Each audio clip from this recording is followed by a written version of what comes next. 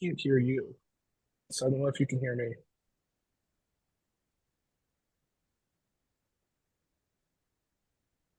I can't hear you.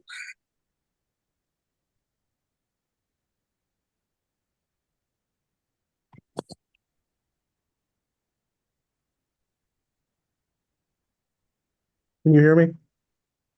No, I can't hear you.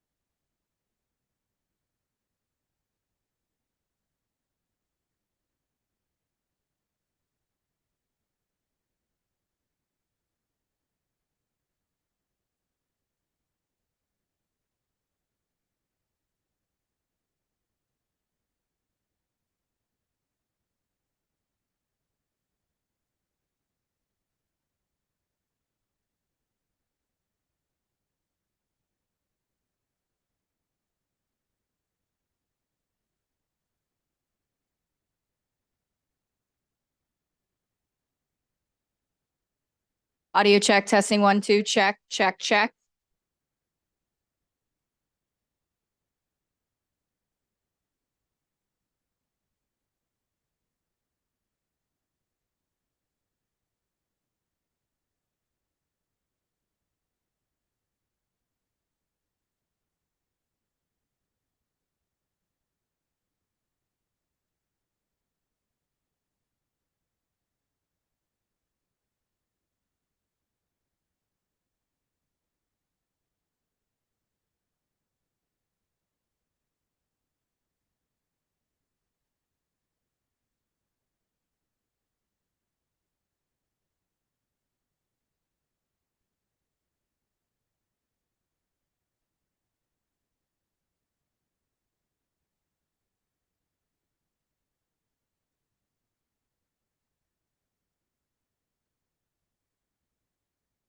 We are told that it's been fixed, and thank you so much. We appreciate everything you do for us.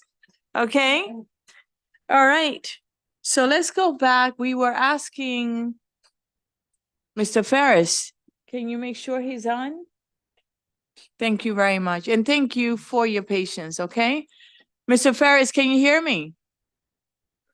I can now. Sorry about that. No, look, it's not your fault. It was our fault. So do not take, don't blame yourself. Can you please give us your testimony?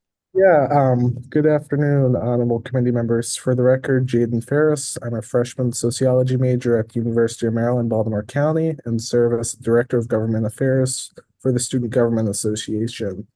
UMBC SGA supports House Bill 1151, which removes MCE as a preferred provider for supplies and services for state procurements. While the intent behind MCE is commendable, its current operation raises serious ethical concerns. As many know, the 13th Amendment has an exception for involuntary servitude while incarcerated. This unfortunately has enabled MCE to operate in ways resembling modern slavery.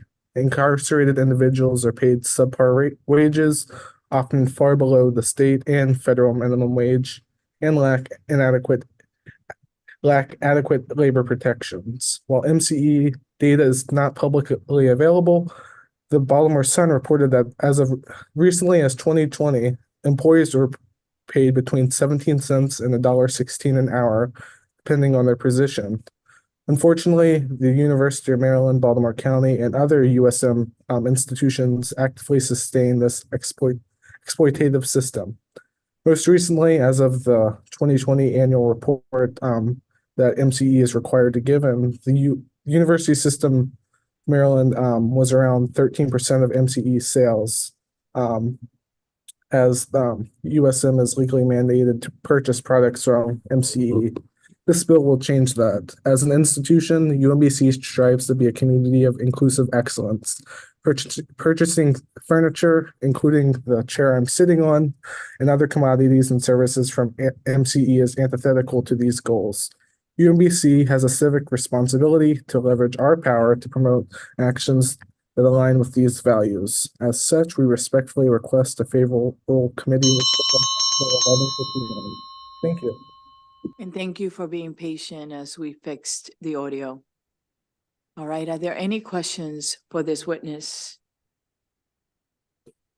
Okay, seeing none, thank you for being with us. We really appreciate you. And next we have an unfavorable testimony. Okay, so the monitors are not on now? No? Okay. But you can see us here, so let's proceed because they have can you confirm that the YouTube channel is working? They are? Okay, so the YouTube channel is working for people at home. This is just so that you can see it, but you can see us here, right? Is that okay? All right, great. So thank you for letting me know. We have an unfavorable testimony now from Denise Gilmore. Will you come up, please? Thank you.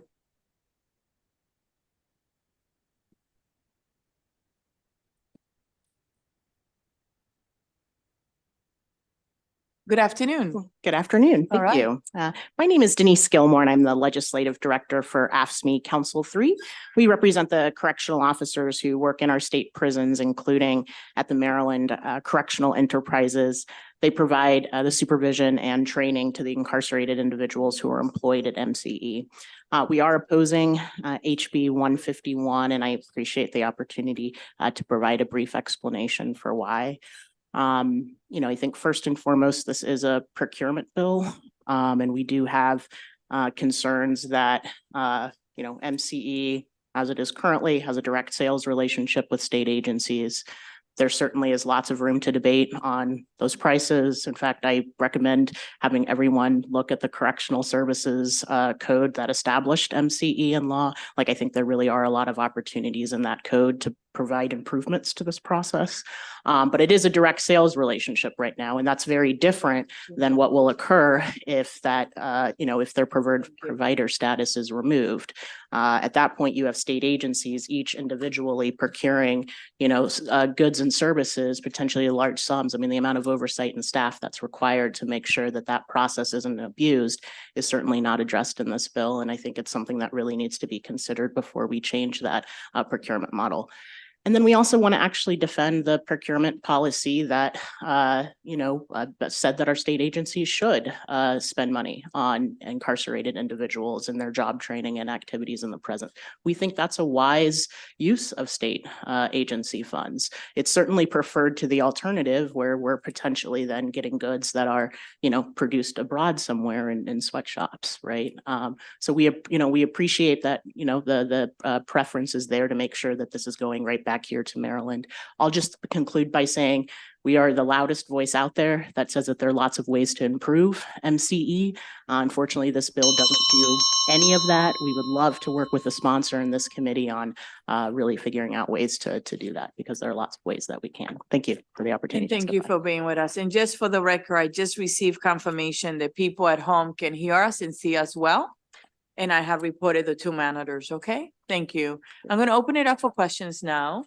I don't see any to my left, and to my right, I have Delegate Ivy. Thank you, Madam Chair. Absolutely. And thank you, Ms. Gilmore, for being here. Really excited to hear some of those suggestions that you were alluding to of ways that we could make the practices better within MCE. And quite frankly, coming from the labor background that you come from, how can we make it so that individuals can come out and have some of these skills, be certified, so on and so forth, as the delegate was speaking to? Yeah, it's a great question. So in the Correctional Services Code, there is a requirement for MCE to consult with the Maryland State Department of Education and the Maryland Department of Labor on the occupational experience of inmates or incarcerated individuals. I think that that process is an area where we can really look to improve. I know that MCE is graduating, certainly dozens, if not, I think the last report I saw was maybe over 130 folks into certified, programs in the Department of Labor. So they're leaving with some kind of, certificate at least. I think, those are ways to expand. I think our Hagerstown MCE shop has an apprenticeship program for one of the services that they do. Obviously, those are all potential ways to respond.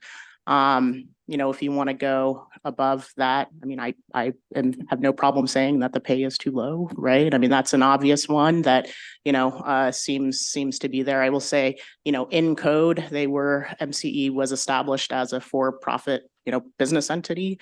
I think that's ultimately, something to potentially, look at too here. I can go on. I'd certainly love to go on, but yeah, I think there are a lot of ways to improve MCE. Throwing it out, which will be the consequence of this bill at the end of the day, it dissolves MCE, I think is going to leave a big void in our prisons that is going to have a big morale issue. So. You're welcome. Thank you. I see Delegate Hill. Thank you. And Delegate Johnson Chisholm was there, but I can. Who was first? Chisholm. Okay, Delegate Chisholm. We are such a fair committee. Go ahead.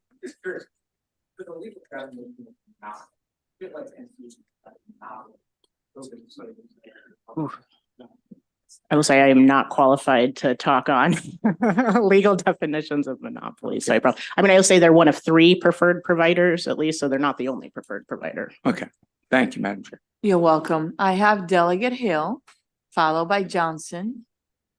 Thank you very much. And I read the letter.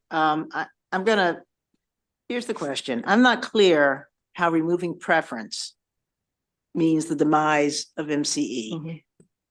They make good products, right? It means that they compete. I would doubt that the state, for instance, University of Maryland, would significantly decrease. They'd have to compete, but I'm not seeing where they're at a disadvantage. Yeah, I appreciate that question. So I think it was referenced earlier. Currently, they're getting about 74%, I think, of their business from state agencies. So if that preference gets removed, our fear is that state agencies' temptation is going to be immediately to one, go somewhere, potentially significantly cheaper. Who's to stop a major, procurement on like Amazon at that point, not to throw out a particular company, but, can you procure goods cheaper by exploiting labor elsewhere in the world? Yes, possibly, right? And I don't think that this bill necessarily addresses that potential. I think the other thing that we see is while MCE may be imperfect, that direct sales relationship with agencies at least guarantees that, state agencies who have a real vested interest in making sure our taxpayer dollars are appropriately, spent and that oversight occurs. That's very different than if we have MCE like we do, for instance, in like the state of Louisiana with corrections there. That's very different if their customer becomes like a McDonald's or, some big corporation who is looking for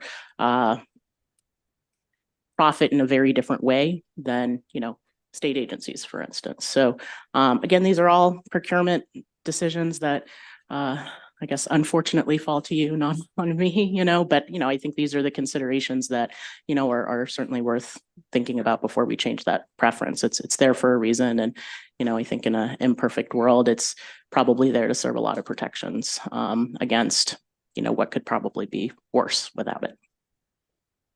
Delegate Johnson. Thank you, Madam Chair, and thank you, Ms. Gilmer. Do you have any thoughts on the comments that were made about the unfair advantage to other Maryland small businesses? So one of the things, and they were established this way, and I know they've got to do reports on this too, but they actually aren't supposed to be providing competition with any manufacturing that's happening in the state. So I don't think that they are necessarily providing competition, or at least that's what they say. I think that Thank you. again, it comes down to, I just think, just procurement policy, right? I mean, we can have many more procurements in the state each year, but that doesn't necessarily lead to efficiency. And so, with bottom dollar, we're spending more than doing all of these, smaller procurements. I'm not sure if that's necessarily worth the squeeze at that point either.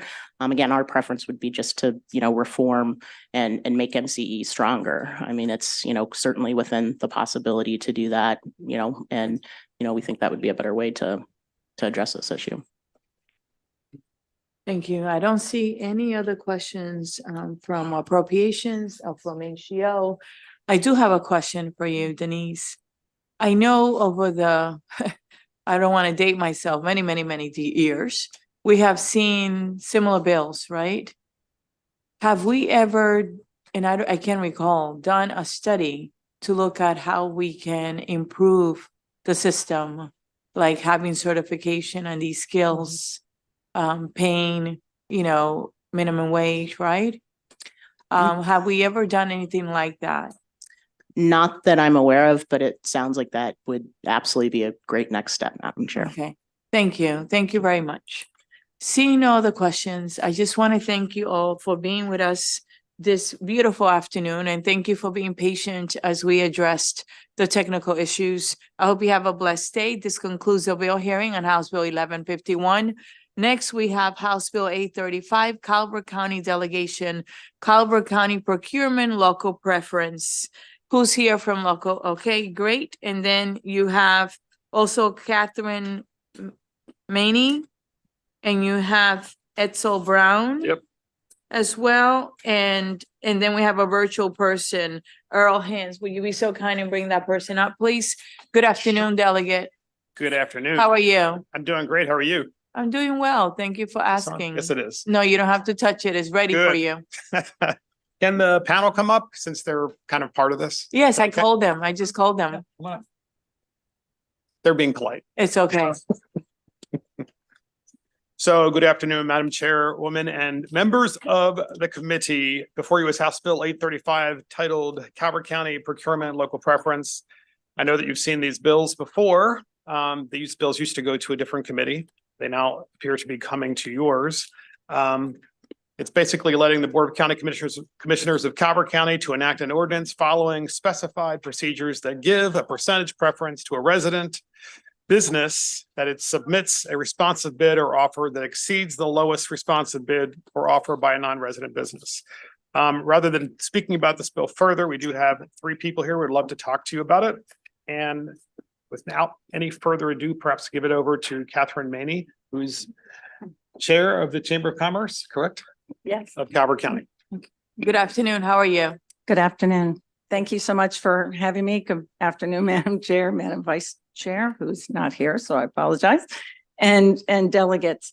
As the President and CEO of the Calvert County Chamber, I would like to offer my thanks for the opportunity to talk to you today.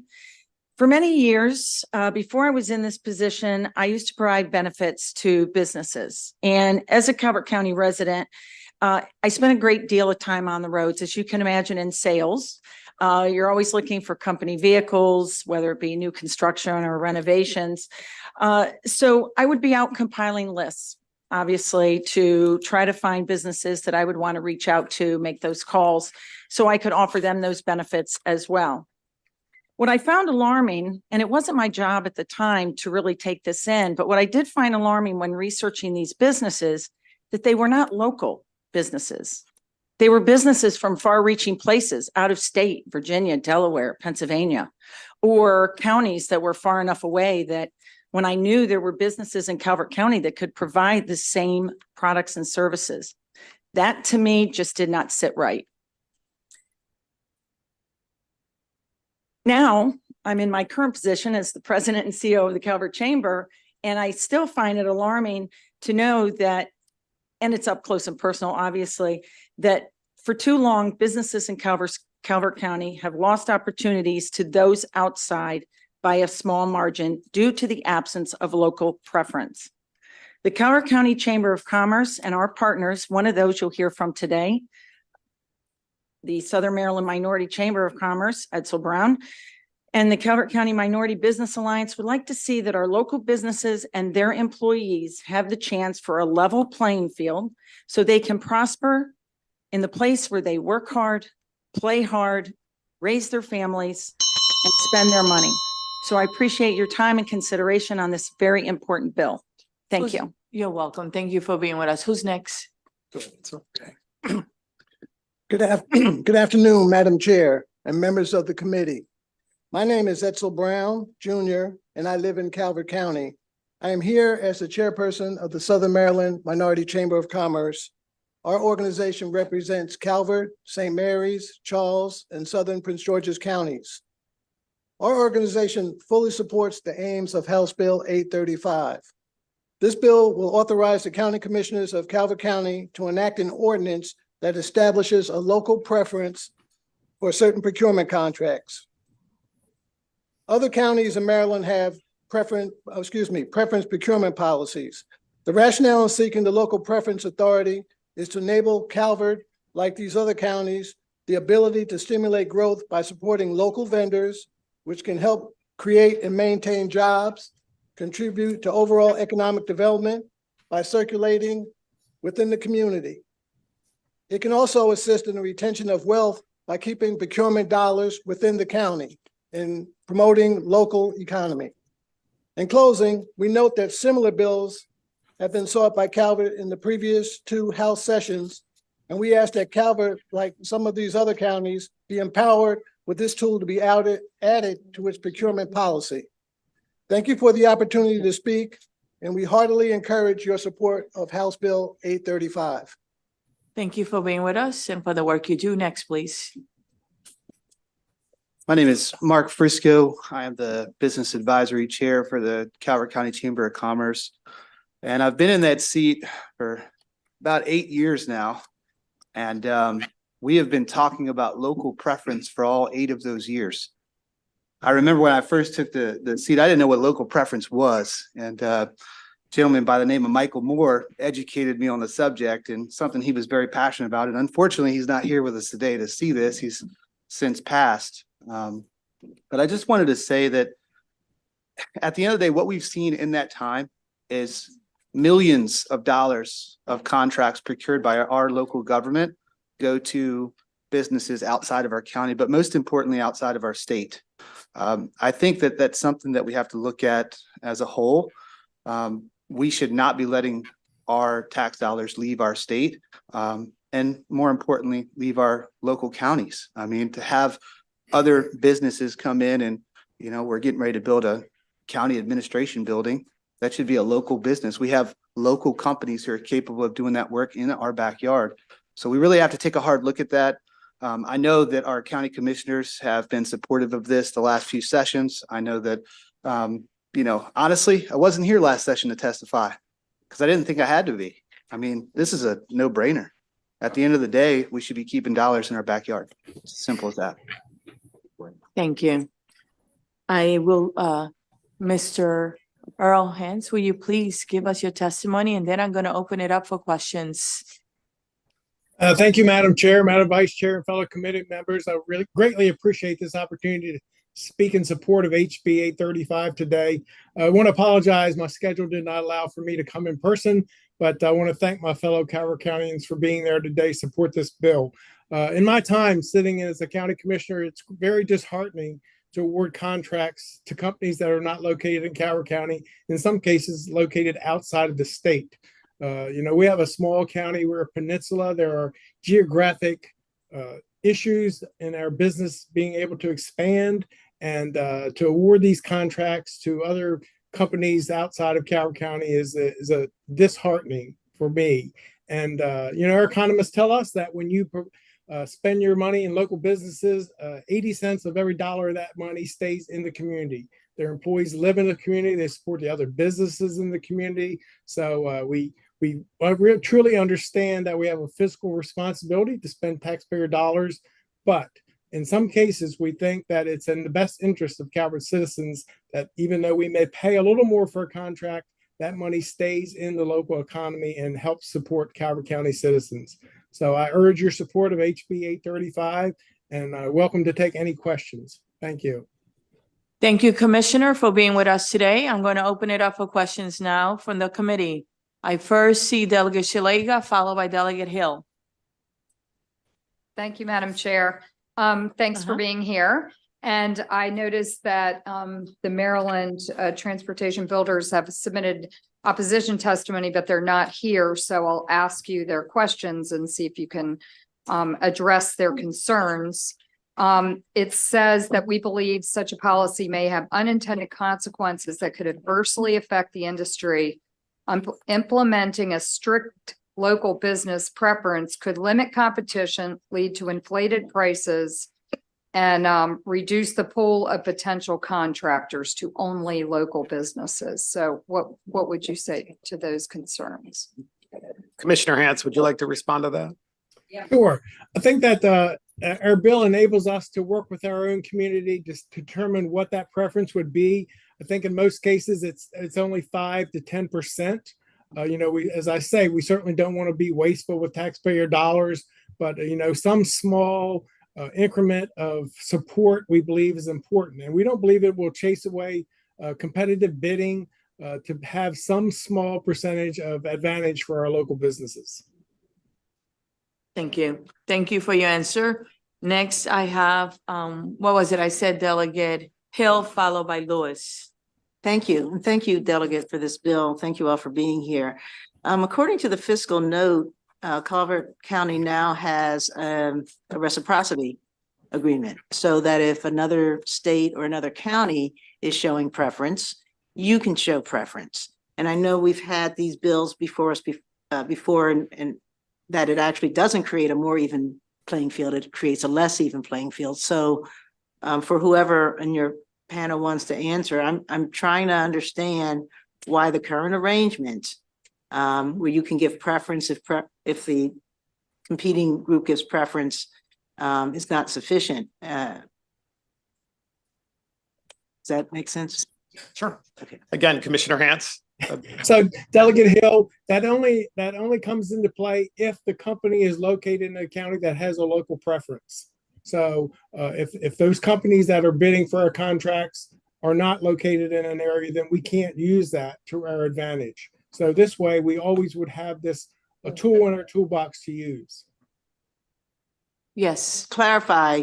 What you have now allows you not to be disadvantaged if someone else is doing a preference for their locals. You're asking for a first strike, and I'm just not clear why what you have now is not sufficient, because what you're asking for could disadvantage your local vendors, that they would not be able to compete in other jurisdictions, which would also have a reciprocity because then they would penalize your vendors.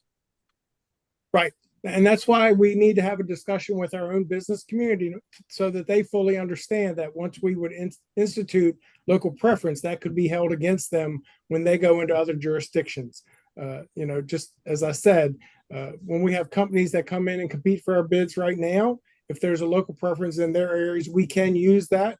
It's just in those instances where there's not a local preference in those home-based businesses, gives us an opportunity to always have this tool at our to use. Thank you. And Delegate Hill, there would also have to be a public hearing in Calvert County to have that discussion. Interestingly enough, too, it's important to underscore here that this bill is and has been for several years a priority of the Minority Chamber of Commerce throughout Southern Maryland and in Calvert County. And so this is the principal driver. Wouldn't you agree? Here, we only allow one person to answer. I allowed it today for you. Thank you. Thank you. for So that. when my Appreciate members that. go to your committee, give them the same courtesy. Always. So next we have Delegate Lewis. Thank you, Madam Chair, and thank you, Delegate, for this bill. Thanks also to your panel. You guys took time out of your day to come all the way here, so we appreciate it. I'm curious, and it may be that I'm naive about how procurement works, but isn't it possible in your contracts that you, or RFPs or LOIs that you issue, can't you already define the parameters for the vendors you seek? For example, you're doing a playground construction, you want vendors who have experience building playgrounds. And you can specify that in your RFPs. Is it not an option to specify that preference will be given to Calvert County playground builders already? And maybe I'm missing something. So whoever's best to answer that question. Who's the best individual to address? Probably Secretary Hance, because he's So- president of the commission, but former secretary. So Delegate Lewis, we cannot legally, because we are a county commissioner form of government, we have certain limitations on what we can do. Right now, we don't have legally the ability to institute a local preference. As you say, we can, when we issue our contract, we can provide certain specifications, but when it comes to bidding, we cannot specify that any local company would get a preference over anybody else without authorization from the state legislature. You're welcome. Any other questions? Delegate Johnson. Thank you, Madam Chair. And You're this welcome. question is for the commissioner. Now, this is just enabling legislation. Before you enacted it, you would have to have public hearings, take input from your citizens and your local contractors. Is that correct? That is correct. And as I said, and the reason the business community is there today, we all want to work together to find out what works best for us. And it would still require a public hearing within our county to put in place the local preference. Thank you. Thank you, Madam Chair. You're welcome. Any other Thank you. questions? I do have a question. Seeing none. Commissioner Hens, can you tell me what other counties have a local preference? There are 10 other counties that have local preferences. All the names evade me right now. I do know Montgomery County has a local preference, but we did look up and I do know there are 10 other counties that currently have. Will you be so kind, because I'm putting you on the spot and that's not fair. Will you be so kind and just provide us with that list, please? So, Offline? my very able assistant has provided. Okay. It's Baltimore You City. can thank your very able assistant for us. So it's Allegheny County, it's Baltimore City, Caroline County, Cecil County, Charles County, the city of Frederick, Garrett County, Harford County, Queen Anne's County, and that completes the list. And I think there is some legislation before you today that other counties may be requesting the same, for the same. And I'm going to go ahead and ask a follow-up question. May I, committee? Okay. Are they reciprocal or not? We have that. Yes, yes, They are reciprocal? yes. Okay, thank you so much. Thank you. I don't see any other questions. Thank you so much for being with us, Commissioner. We really appreciated your testimony. Thank you, Delegate, for your panel, and I hope you have a blessed day, okay? Thank This you. actually concludes the bill hearing on House Bill 835. Next, we're gonna go to House Bill 907, Garrett County Procurement Bids and Contracts. And who is here for Garrett County? There you go. Good afternoon. How are you? How you doing, Delegate? Okay, I think we'll see what happens here. I think you'll be okay. They're gonna be gentle with you. Go ahead. Hopefully, this won't be as interesting as the previous bill hearings, but anyway, Madam Chair, Madam Vice Chair, members of the committee, thanks for the opportunity to present House Bill 907. For the record, my name is Jim Heinbaugh. I represent District 1A, which is all of Garrett County and the western part of Allegheny County. I submitted this bill at the request of the Garrett County Commissioners. It's a local bill. It has no statewide impact. The overall purpose of the bill is to streamline procurement procedures in Garrett County. The bill does two things. The first was that it increases the threshold for procurements that are allowed without advertising in the local newspaper. The process would be 3 bids would be solicited verbally. So that's pretty straightforward. The second thing it does, the bill exempts advertising for bids for professional services. That could be engineering, architectural, auditing, and so forth, for service providers that are certified by the state of Maryland. I should also add, and again, 3 bids would be verbally solicited. And I should also mention here that the county attorney has reviewed all these changes and blessed them as being legally correct and sufficient. And subject to any questions you have, that concludes my testimony. And I respectfully ask for a favorable consideration of House Bill 907. Thank you, ma'am. Thank you, Delegate. And I see Delegate Kerr. Have you been to this committee before? Last year. Last year, you were here last session, Yes, right? ma'am, I was. That's what I recall. You did a great job, Delegate you. Kerr. Thank you, Madam Chair. Delegate, this is a local bill. Do you have a delegation letter of support? We have it. It Yeah. didn't see. Yes. Council says we have it. Okay, it wasn't on the. Well, the truth is, Wow. I am the delegation. So I voted and it was unanimous. I'm sorry, I thought we provided that, Yeah, but I Okay. have it in the file. Okay, good, thank you. I ran into this last year in Ways and Means. I think the chair said, and she knew, I think, she said, did the delegation vote on this? And I said, yes, we did, and it was unanimous, but it turns out it's just me. So, And Thank you you know for- what? It says unanimous support. I love that. Delegate Kaiser. Thank you, Madam Chair. Delegate, You're welcome. I just wanted to understand something that you said about the verbal part. So 3 bids. The procurement officer calls 3 sources and solicits bids and then gets those bids in writing. So other companies that would be interested wouldn't then have an opportunity? Is that what this would be saying? And that could be a problem in a bigger place where you have more resources and bigger choices. But in Garrett County, this is the same way we've been doing it for the $25,000 threshold. We're just increasing it to $50,000. But I understand your concern, but trust me, they'll hear about it if there's somebody that didn't get an opportunity to bid on it. Okay, thank you. You're welcome. Any other questions? Seeing none, thank you so much for being with us. Thank you. And thank the delegation. This actually concludes the bill hearing on House Bill 907. Next, we have House Bill 850, State Procurement, Small Business Preference Procurement. Anyone here for House Bill 850? I don't see anyone at the moment, so let's put it on hold. Let's go to House Bill 1184, State Procurement Preferences Historically Underutilized Business Zone Businesses. Anyone for House Bill 1184? Okay. The sponsor is not here. Yeah. let's see, and I don't see, Austin is in the back for a minute. I don't see, you know what, the delegate who's the sponsor is not here yet. We're gonna make some calls to make sure, if you will be so kind, but thank you for being so willing. Yeah.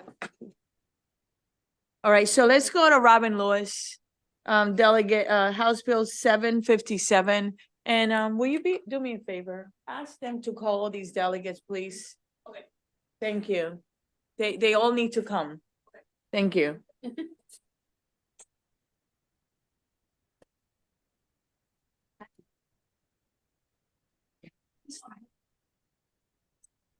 Okay.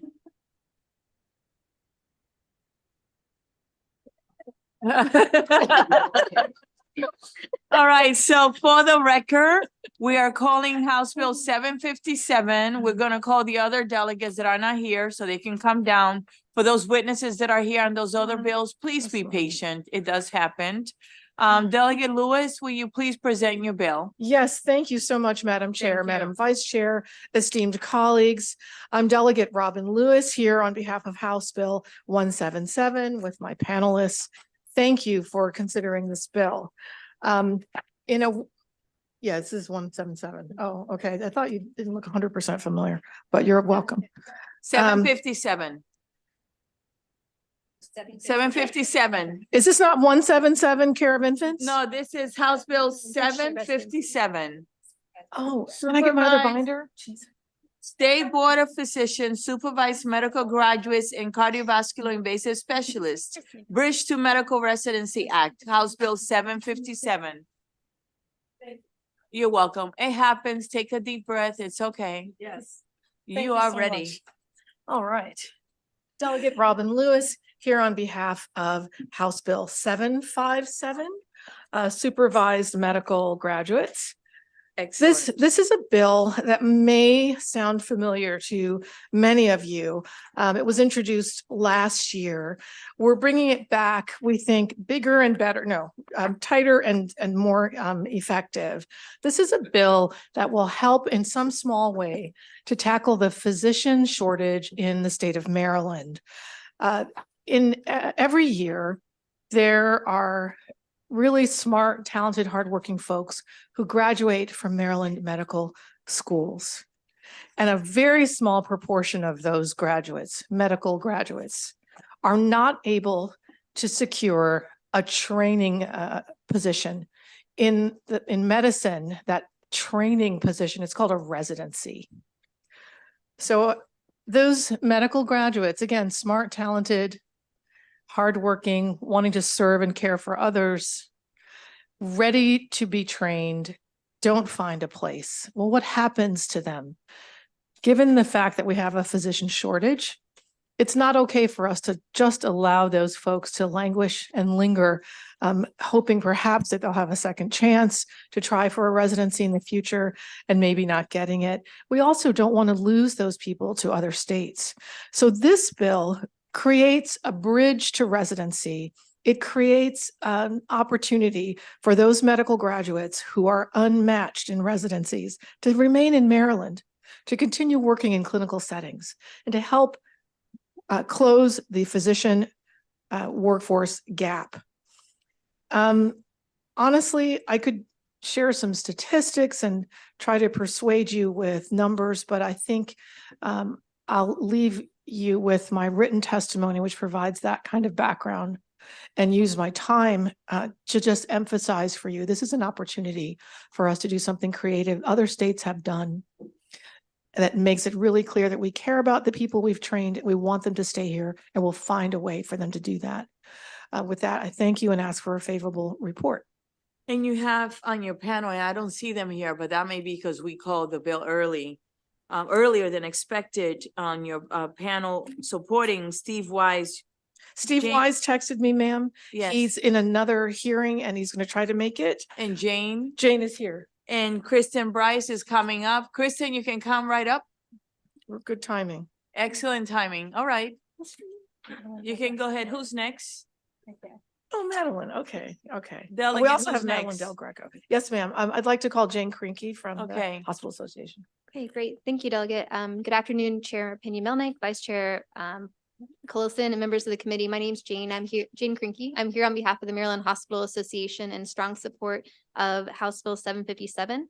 As you well know, we are facing a healthcare worker shortage, and this bill really addresses the shortage in two unique ways we think are very promising for the field. Thank you. So first, as Delegate Lewis explained, it creates this bridge for medical students who have graduated from school but haven't matched to residency, and gives them an opportunity for more clinical opportunities in the field to practice. And we support the sponsor amendments around supervision and limiting the time. We think those are very appropriate. And we agree with the Board of Physicians' approach to use a regulatory framework to really develop this program. We also support the removal of the sunset of the licensure exception for registered cardiovascular invasive specialists. I believe the Maryland Healthcare Commission submitted a report this interim on these special workers that work in our cath labs, and it showed that there were no radiation injuries. They are working, but there's about 40 in the state working in hospitals. And so this bill also removes the sunset to remove, licensure barriers for them. And we'd like to see them continue to practice. So for those reasons, we believe this is a good bill that helps address our workforce shortages from multiple angles, and we encourage a favorable report. Thank you. Thank you. And for the delegates that just came into the room, we call your bills, but because you were not here, we went on to another bill. So just be patient with us. Next, please. Go ahead. I think you don't have to touch it. Thank you. There you go. Good afternoon, Madam Chair, Madam Vice Chair, and members of the committee. My name is Madeline Del Greco. I'm a health policy analyst with the Maryland Board of Physicians. The Maryland Board of Physicians would like to thank Delegate Lewis for sponsoring House Bill 757. State Board of Physicians, supervised medical graduates, and cardiovascular invasive specialists bridge to medical residency. House Bill 757 proposes that the Maryland Board of Physicians, the board authorizes supervised medical graduates to perform delegated duties under direct supervision and in accordance with regulations adopted by the board. The board is in support of this bill and supports efforts in aiding the struggling healthcare workforce. The board also supports the intentional choice to address medical graduates via regulations rather than creating a licensure category, and believe this to be the most cost-effective and streamlined way of doing so. You have my written testimony where I go into more detail about how licensure fees are determined and concerns that arise when there's not a large enough population to support the cost of licensure, so I won't speak on that now. I will just state that this choice was made purposefully and carefully after many meetings with stakeholders, and is similar to the method that is used to address delegating tasks to unlicensed individuals.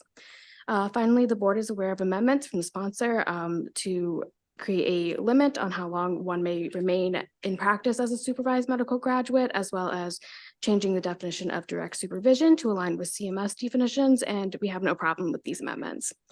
House Bill 757 would not only address Marylanders seeking to utilize their skills and education in between school and medical residency, but also aims to help Marylanders seeking care by adding more qualified folks to the workforce in a creative way.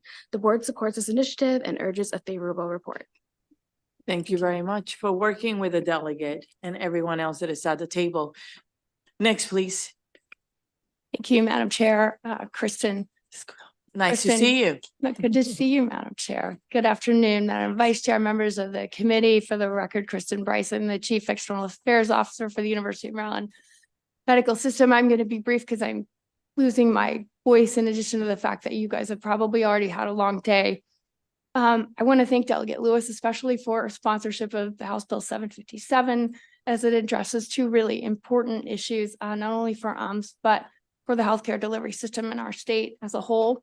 I'm going to limit my remarks to the medical residency portion of the bill, as I have two colleagues here today who are content experts and will speak to the critical need to maintain access to high quality cardiac care in our state. Supports the Bridge to Medical Residency Act and the provisions of the bill that the testifiers before me have articulated well, in recognition of the need for healthcare workers in our state, and to provide us the opportunity to take advantage of the talent of individuals who've spent considerable time in school, becoming educated, and have contributions to make to the delivery system in the state and to the well-being of our communities. So thank you for your time. And thank you. I hope you feel better. Thank you for being here. This is actually the sponsor panel, so I'm going to open it up for questions from the committee. Are there any questions for the sponsor panel? We have Vice Chair Collison. Thank you, Madam Chair. Actually, I have two quick questions, I think. Were we limited? First of all, I love this bill. I think it's terrific. Is it limited to hospitals? Thank you for the question. Right now, basically, yes. We recognize that there's a need for physicians in other clinical settings like FQHCs and other sort of delivery settings. But I think as we've in all of our discussions, we talked about that, but I do believe the bill focuses on hospital settings. I think that's right. We talked about other opportunities, but it's the best way to ensure the supervision, direct supervision of medical grads where there are clinical medical faculty present. Okay. All right. You have a second question? All right. And who is liable in those situations when in this bridge program? Would it be the medical student or would it be the supervising physician? I think I know the answer, but I'd rather direct that to one of my hospital experts. Which of you could speak to that? Jane?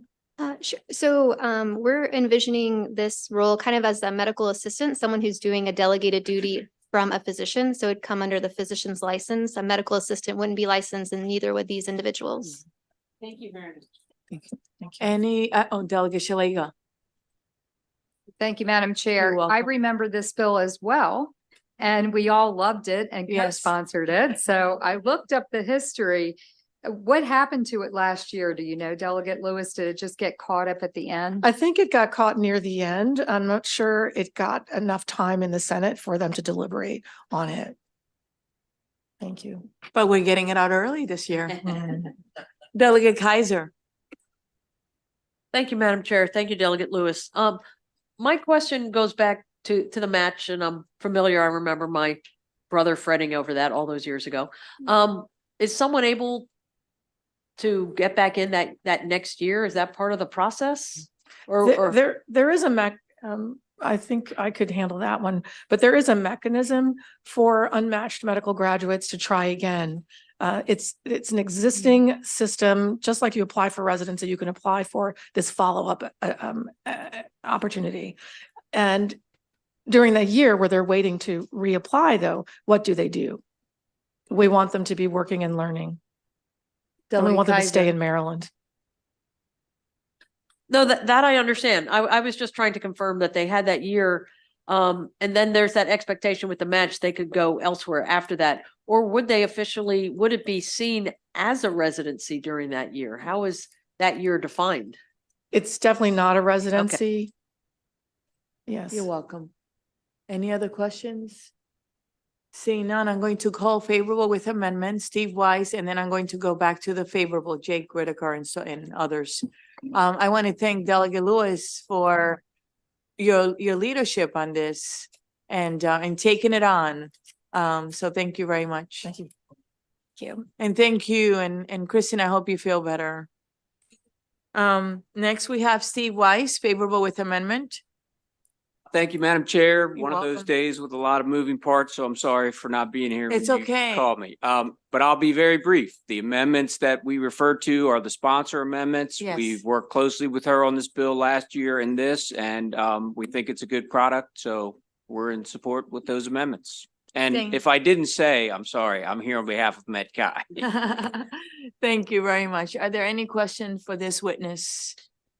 And thank you for working with the delegate. We appreciate it, okay? Thank you. You for your testimony. Next, we have a favorable panel, which is Jake Whitaker, Julie London, and Scott Loud.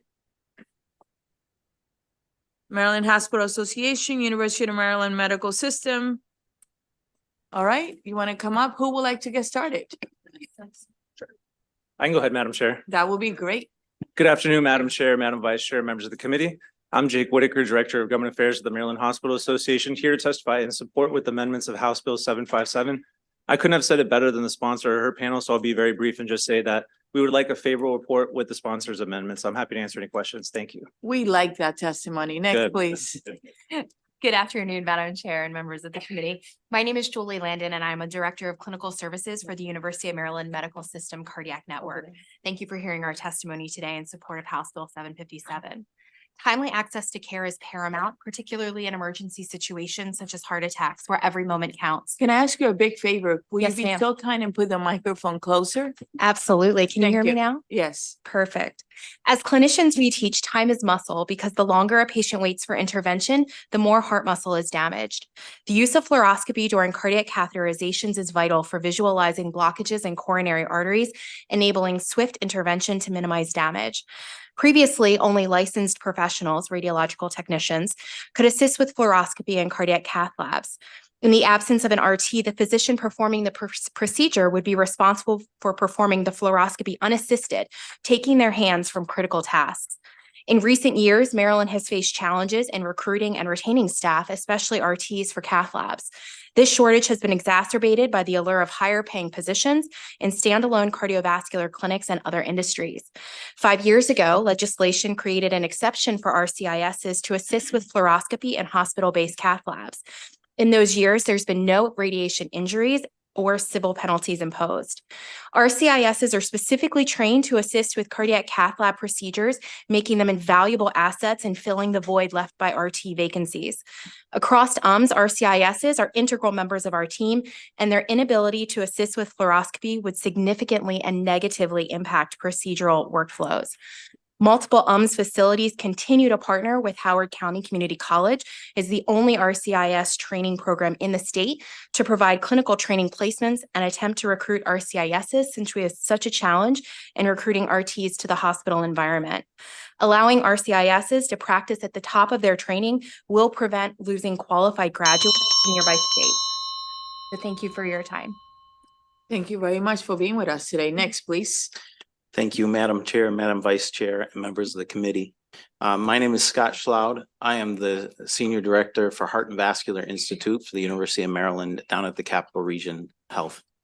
I come as an expert in cardiovascular care and service line building and integration. I really appreciate the things you've heard already. I just wanted to bring a little bit of color or detail to some of this. This is a highly specialized team. The registration for RCIS actually requires a year of training, 600 procedures, and a letter of recommendation from this provider in order to even sit for this test to be registered. So a lot of detail and attention has been placed on the training for these individuals. This has been a stopgap for our staffing crisis. This is nationwide crisis. We did a little look into the agency usage to also work through that stopgap. And just to run one of these teams at the agency rates is $1 million a team. So this bill opening this ability for the continued use of RCIS is a very large cost reduction also for here in the state of Maryland. Again, this is a critical team that is a 24/7 life-saving team, and restricting this ability to use these employees is going to be damaging to our communities as well. So we are definitely in favor of removing that sunset and continuing to allow these trained professionals to work with us. Thank you for the work you're doing, for being with us today. We appreciate it. I'm going to open it up for questions now. Are there any questions for this panel? Seeing none, thank you so much for working to find a solution. We appreciate it. Thank you. You're most welcome. We have one last witness for the committee. It is a virtual witness, Mr. Matthew.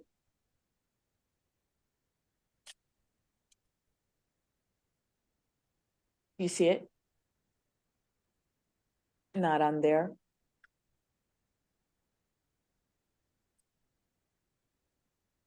Not showing Matthew? Okay. All right, it was a favorable report.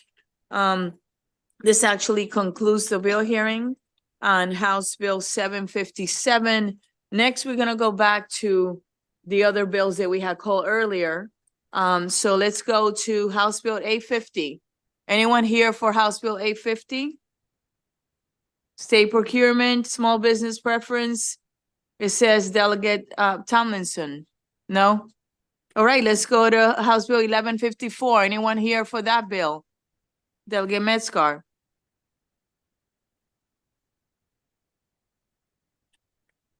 Madam Chair, my name is Paul Blitz. Delegate Metzger is meeting with Dia Daly at this time, so he asked me if I would come in and testify. I on knew you behalf of were this not bill. him because we know him No, well. there's a little bit of an age disparity and perhaps maybe a little weight disparity as well. So no, I am not. No, that's not it. He used to be on this committee. So Yes, I'm well aware of that, So Madam we Chair. love him in this committee. I know Well him aware. well, but go ahead. You can get started. Thank you. Good afternoon, ladies and gentlemen. Madam Chair, Madam Vice Chair, distinguished members of the House Health and Governmental Matters Committee. Thank you for the opportunity to speak to you this afternoon. My name is Paul Blitz, and I am Delegate Metzger's Chief of Staff. And Delegate Metzger is the sponsor of House Bill 1184, which is cross-filed with Senate Bill 154.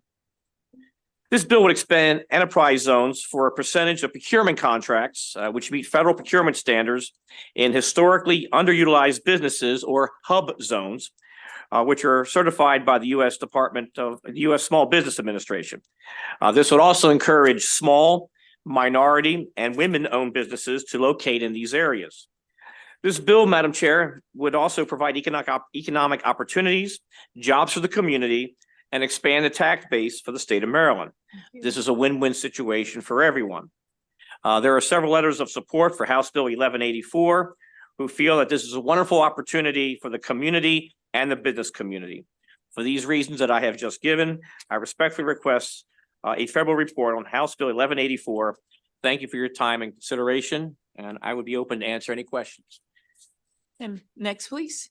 Yes, good afternoon. My name is Wayne Frazier, and I'm president of the Maryland Washington Minority Companies Association, headquartered in Baltimore.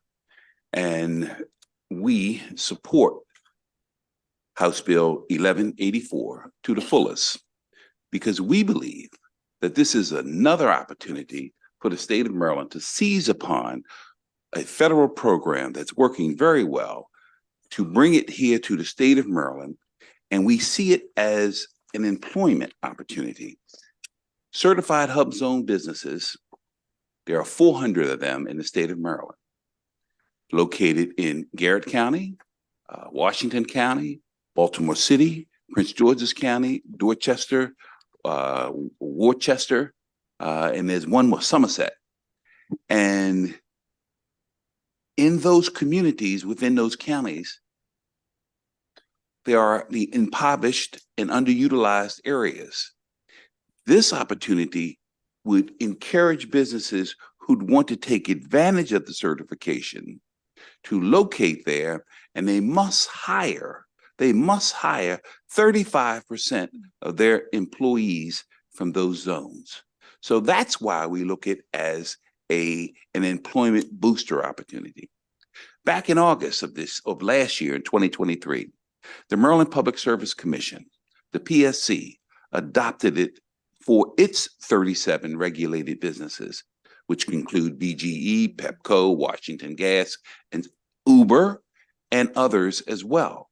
So it's opening up opportunities for our businesses who are located in areas of Park Heights in Baltimore City, in areas of Glendarden in Prince George's County.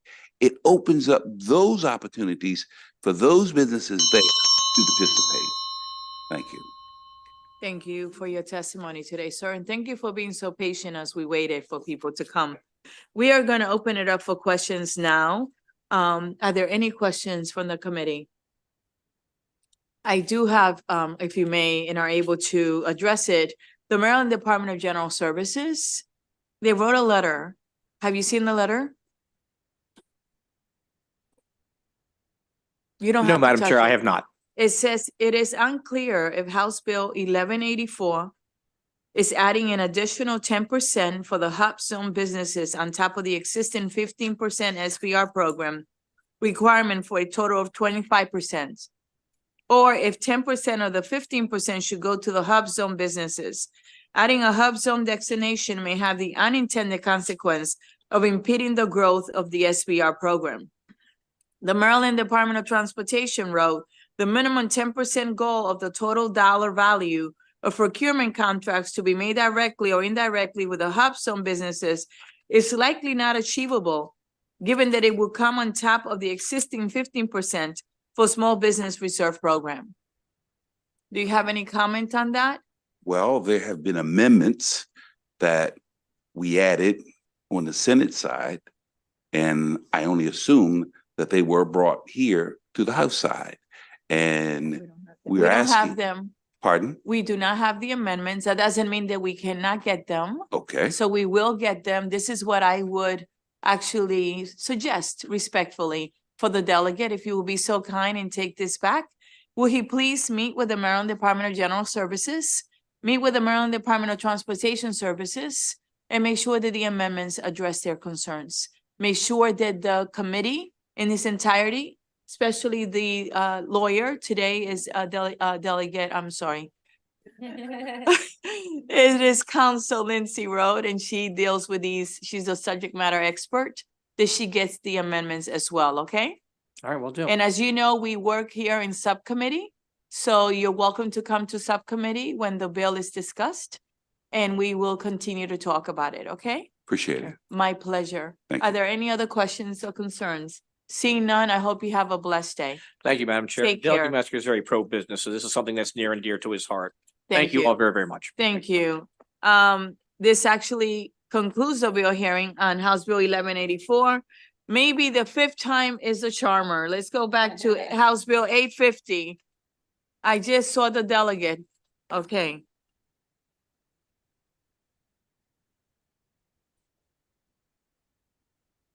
Thank you, Madam Chair, Madam Vice Chair, honorable members of the House Health and Government Operations Committee. For the record, my name is Delegate Chris Tomlinson. I'm testifying on House Bill 850. I apologize for being late. I'm on the House Judiciary Committee. When we're told we're 2 bills away, that usually means we're about 2 hours away in It's okay. Judiciary. You guys move a lot quicker than we do. We're still on our first bill in Judiciary. Yes, sorry. It's okay. It's all right. You can take a breather, deep breath. You're the only witness for this bill. Tell us why the bill is necessary. Okay, so the purpose of this bill is to improve the small business preference program by making the program more attractive, though, so that it's actually used by state agencies. And these changes to the law, I believe, will lead to an increase in the number of small businesses and veteran-owned businesses that are awarded state contracts. So the state has 2 small business programs. One is the Small Business Reserve Program, which is used quite often, and then the other is the Small Business Preference Program, which is almost never used. And just to give a little background information, the Small Business Reserve Program is where we the state sets aside and says, this procurement can only be awarded to a small business. And if you're not a small business at the end of the day, you cannot get the contract. And a few years ago, first through an executive order and then later through legislation, now all solicitations that have an estimated value between $50,000 and $500,000 have to be advertised with having this small business reserve designation. Now, what I'm in here for is not the Small Business Reserve Program, because that program's going pretty well. The one I'm in here to talk about is the Small Business Preference Program. And the way this program works is it gives a price preference of 5% to certified small businesses and an additional 2% if the business is veteran-owned or 3% if the business is owned by a disabled veteran. And just to give you kind of an example of how this works, if you have 2 vendors who bid on a solicitation and the lowest bidder is a large business with, let's say, just to make it easy, they submit the lowest bid and it's $100,000. The second lowest bid is a small business and theirs is for $105,000. Now, because the small business gets a 5% price preference, the contract, if it was designated on the front end as a small business preference, they would be awarded the contract, even though they're $5,000 more but they get a 5% price preference. And then you can add on an extra 2% if they were a veteran-owned small business, and an extra 3 if they were a disabled veteran-owned business.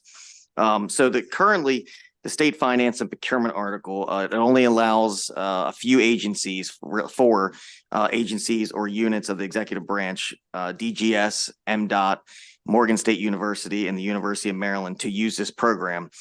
So what my bill will do, it will open it up to the rest of the state. With the Small Business Reserve Program, 68 units or agencies are able to use that program as compared to only 4 with the Small Business Preference. So this bill would open that up to allow pretty much all agencies under the executive branch to use the program. The second element as it relates to small business programs that my bill hits on is the SBR, under state procurement law, the SBR program directs participating agencies or units to spend at least 15% of its fiscal year procurement expenditures with qualified small businesses. However, the only contracts that state agencies can get credit for or to go towards this 15% goal are contracts that received an SBR designation on the front end. Contracts that are awarded through the Small Business Preference Program, or contracts that are awarded to small certified businesses that were not designated on the front end, are not allowed to be counted. So my bill will make it so this goal can be achieved by awarding contracts through both small business programs, as well as if a contract was not set aside to be awarded, but it did happen to be awarded to a small business, it can go towards and count towards that 15% goal. As you'll see in your floor system, written testimony was submitted in favor from the Veterans Caucus, MDOT, and DGS, which is the agency that, as you know, that oversees the Office of State Procurement. There are 2 amendments that should have been distributed to you. They were drafted to clarify the intent of the bill, and I'm happy to talk more about them. Happy to answer any questions the committee has. Look forward to a favorable report, and thank you, Madam Chair, Madam Vice Chair, and honorable members of this committee. And thank you for being with us today. I'm going to open it up for questions now. Are there any questions for this witness? Seeing none, I do have a sort of a question, clarification in the fiscal note on page 1. It states that the bill expands the Small Business Preference Program to all executive branch units and agencies, but repeals its application to the University System of Maryland and Morgan State University. Was this intended, or what can you tell us about that? So yeah, I spoke to the university system, and they did say that that they had no interest in participating in the program. So that was done to accommodate them. So you spoke to Morgan State as well? Morgan State, I'm not sure if I don't think I talked to Morgan State. Because they're 2 different systems. Yeah, yes. So can you please speak to Morgan State? Yes. Okay. And Yes. University of Maryland system, can you get that in writing as well? Sure, yes. All right. Yes, they had, when I spoke with them weeks ago, they had said that they never used the program and they would be fine to be excluded. All right. But yes, I'll connect with Morgan State. Thank you so much. Any questions? See none, thank you so much for your Thank work you. on this, okay? This actually concludes the bill hearing on House Bill 850. I'm gonna go back again, and this is the order for the bills because we have called before and the delegates were not here, so we're gonna do the following. It's gonna be Delegate Embry, followed by Delegate Vogel, followed by Acevedo. Delegate Alston has 2 bills. I'm gonna move her to the end so Delegate Acevedo can come, and then Delegate Curd, all right? So Delegate Embry, will you be so kind and come up? That is House Bill 780, and bring your panel, please. Thank you, and please get started. Thank you Thank so you much. very much. You're welcome. Madam Chair, I am so sorry. I didn't realize I was watching, but without the sound on, so I Thank didn't you. realize I was called. Thank you.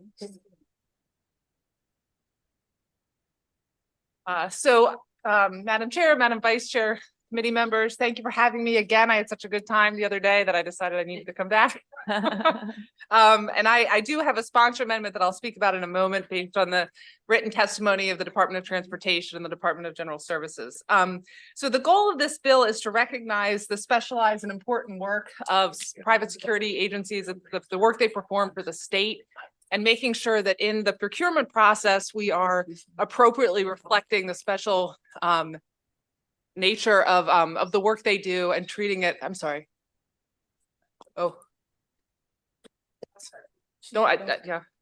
Should I? No, you can continue. We can hear you. Okay, good. I'm sorry, she's waving at me. No, it's I okay. apologize. And so within the procurement system, the competitive sealed proposals allows an agency to set criteria that go beyond just the lowest price. So we are asking that in the area of private security guards that the state use the competitive sealed proposal process versus the competitive bid process, so that criteria other than price, criteria such as quality, worker conditions, all the specialized expertise that they bring to the table, which they will talk about more, can be part of the process versus only, again, the lowest common bid. And so the sponsor amendment I would like to propose, again, based on the testimony I just saw, so I apologize for not having it before you today, but I will provide it quickly, is instead of requiring that the competitive sealed proposal process be used, that instead it be a preferred process similar to what is already the law for human, social, cultural, and educational services. So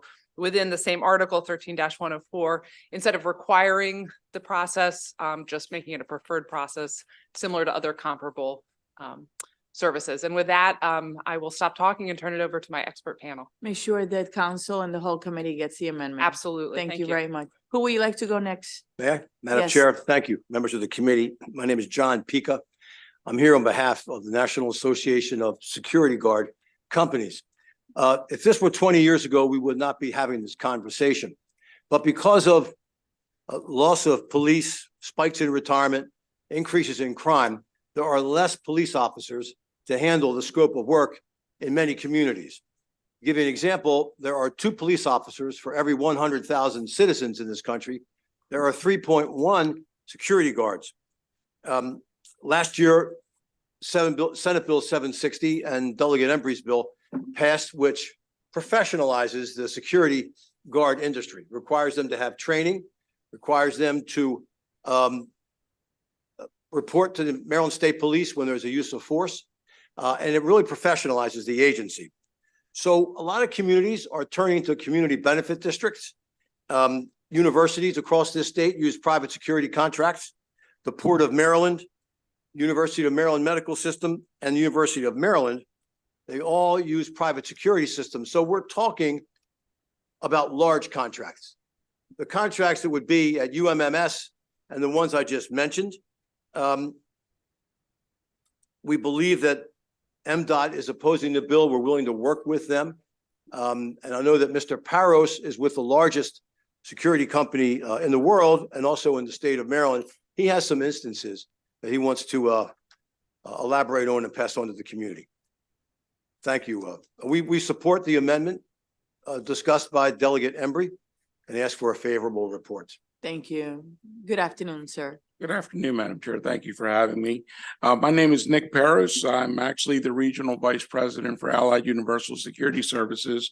And I want to acknowledge my 2 delegate bookends here from Harford County, and thank you for your service to our county. So House Bill 780, we're in support for a few reasons. First, you know, I do have the contract at Morgan State University, which you just heard a lot about. And a story that you need to know is 3 years ago, there was a low bid contract, which many of these come out lowest bidder, that's it. 6 months into the job, the company that was selected by far was the lowest bidder.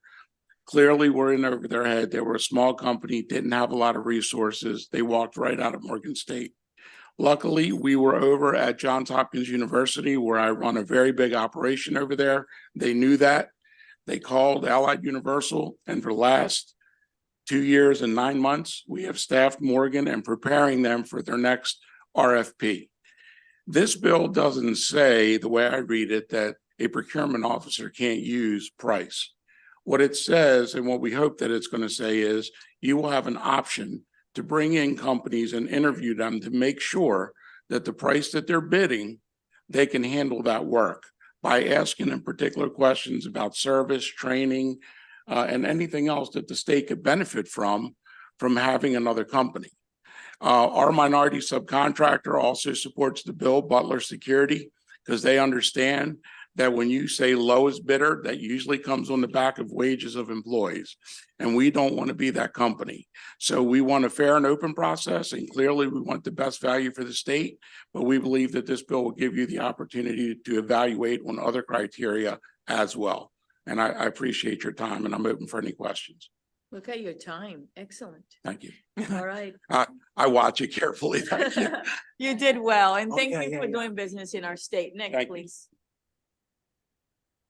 Madam Chair and members of the committee, thank you for the opportunity to allow me to testify today.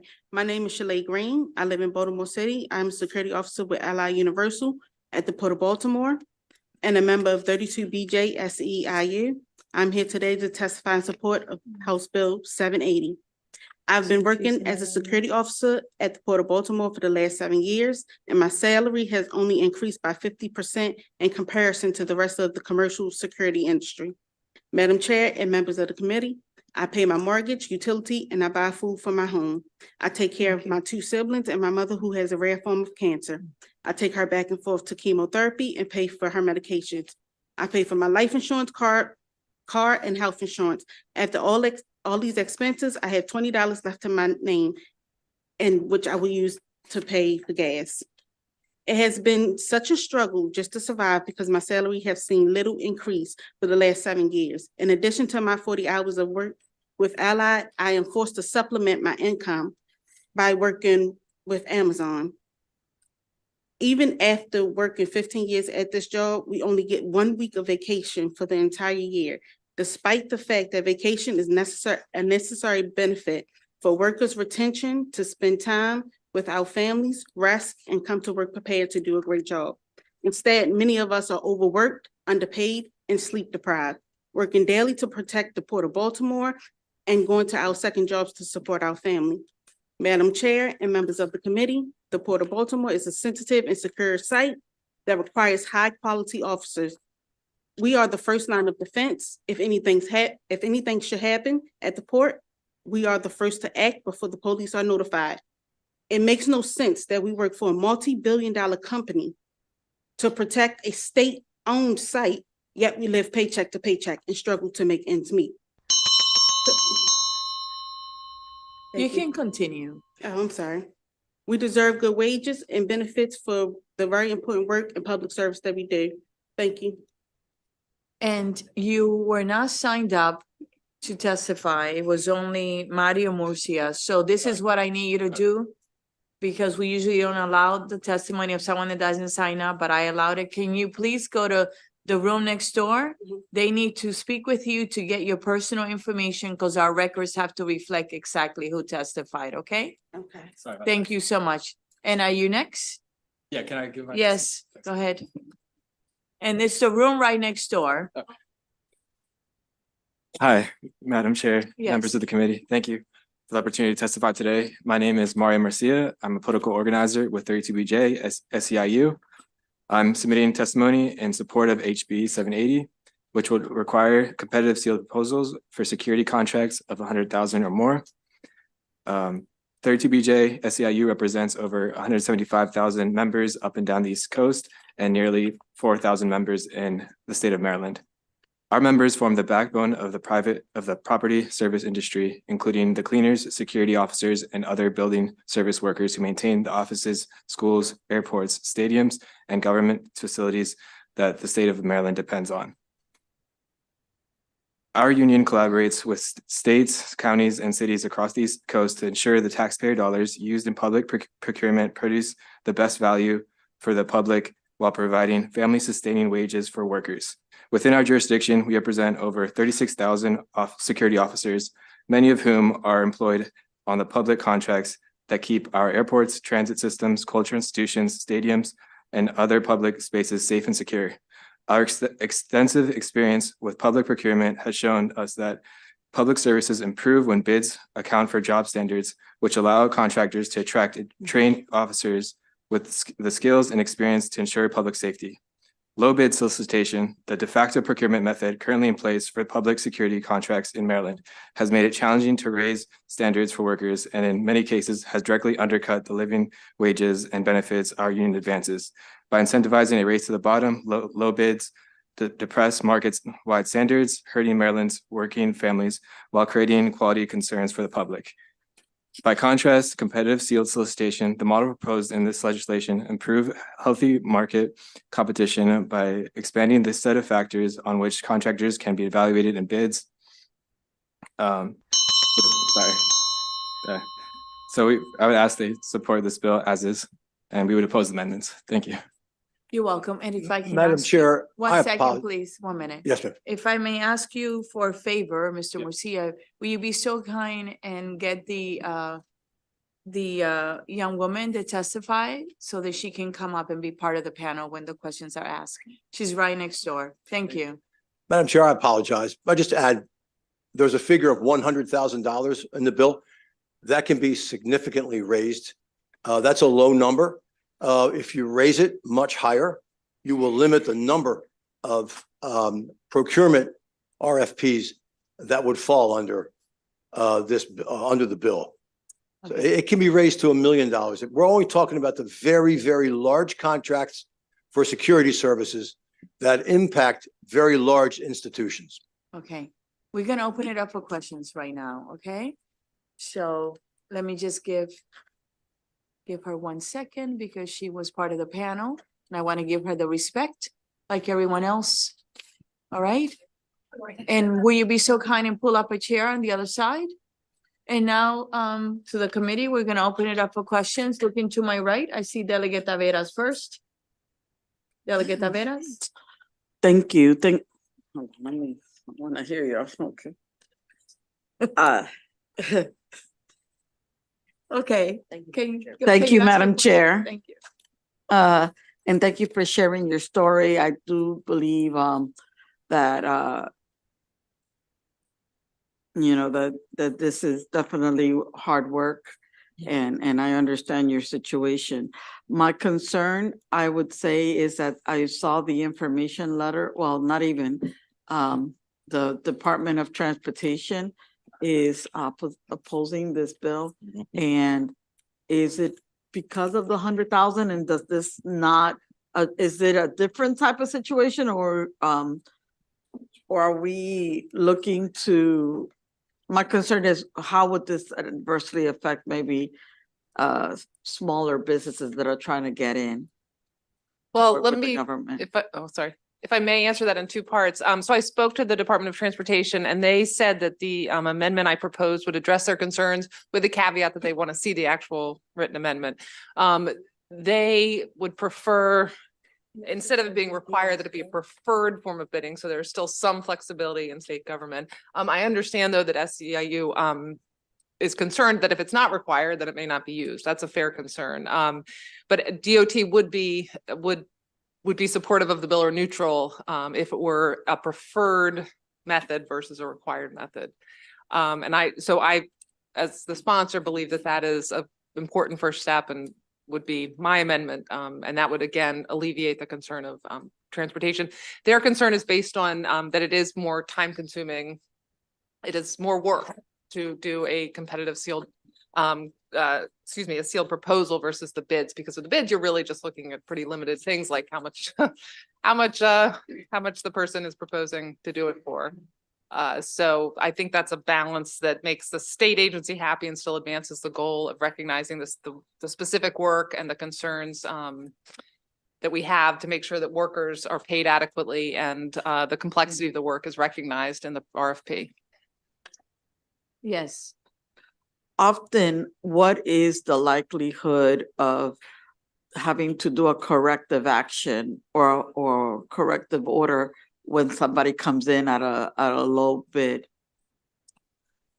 So, thank you, Delegate. So, Allied Universal, we have a legal team that reviews all that, obviously, right? But we're not a company that's going to come in and challenge, right? We're to catch-22. You have one of my workers here, I want to pay her. And I want to put a wage in that I think is going to be the wage that she can make a good living, right? But unfortunately, I'm going to catch-22 because the way it's written now, if I don't come in at a competitive wage, which you just heard our circumstance, we're out.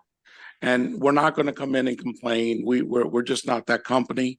but we want to come here and explain the real situation. The real situation is a procurement officer should be able to review the bids, A, to make sure the company that's bidding can handle it, and B, that they have the resources to deliver on what they just won. Because I have at the Port of Baltimore 300 people right now. If I were to lose that bid, they could possibly be out of work, or somebody could come in and bid $5 lower than me. And they're going to leave. They're not going to have jobs. So, this is really just the opportunity to have a better conversation before award. We're not asking you not to look at the price. I'm a taxpayer too. But there is some cost in doing bad business. Thank you, ma'am. And just as a follow-up to Delegate Tavera's question, there's also a letter from DGS with the same concern. And have you met with them? I spoke with them. They preliminarily believed that the amendment would also address their problems, but they wanted to do a little more, have more conversations internally. So I can't speak for them as definitively as for DOT. And I would advise you to meet with both of them, DOT and DGS, and work it out. Thank Okay? you. Thank you. Any other questions? Seeing none, I want to thank you for being here. I want to thank you for taking off work and being here and giving us your testimony. It really matters. Thank you for signing up. We appreciate it. And I hope you have a blessed day, okay? And the bill will go to subcommittee. So I would advise you before it does that you meet with all the parties and make sure that the amendments, the people are on board, okay? Thank you. Thank you so much. Thank you, Madam Chair. My pleasure. This actually concludes the bill hearing on House Bill 780. We are gonna go on next to House Bill 809. Delegate Bogo and Delegate Acevedo, you'll be next after that, okay? Thank you for your patience. Today, we have had a couple of little barriers here and there, but we're doing okay. So, go ahead. Madam Chair, if Peter Burns is here from the Attorney General's office. Why don't you bring your Don't piano? see Peter Burns. I don't see it.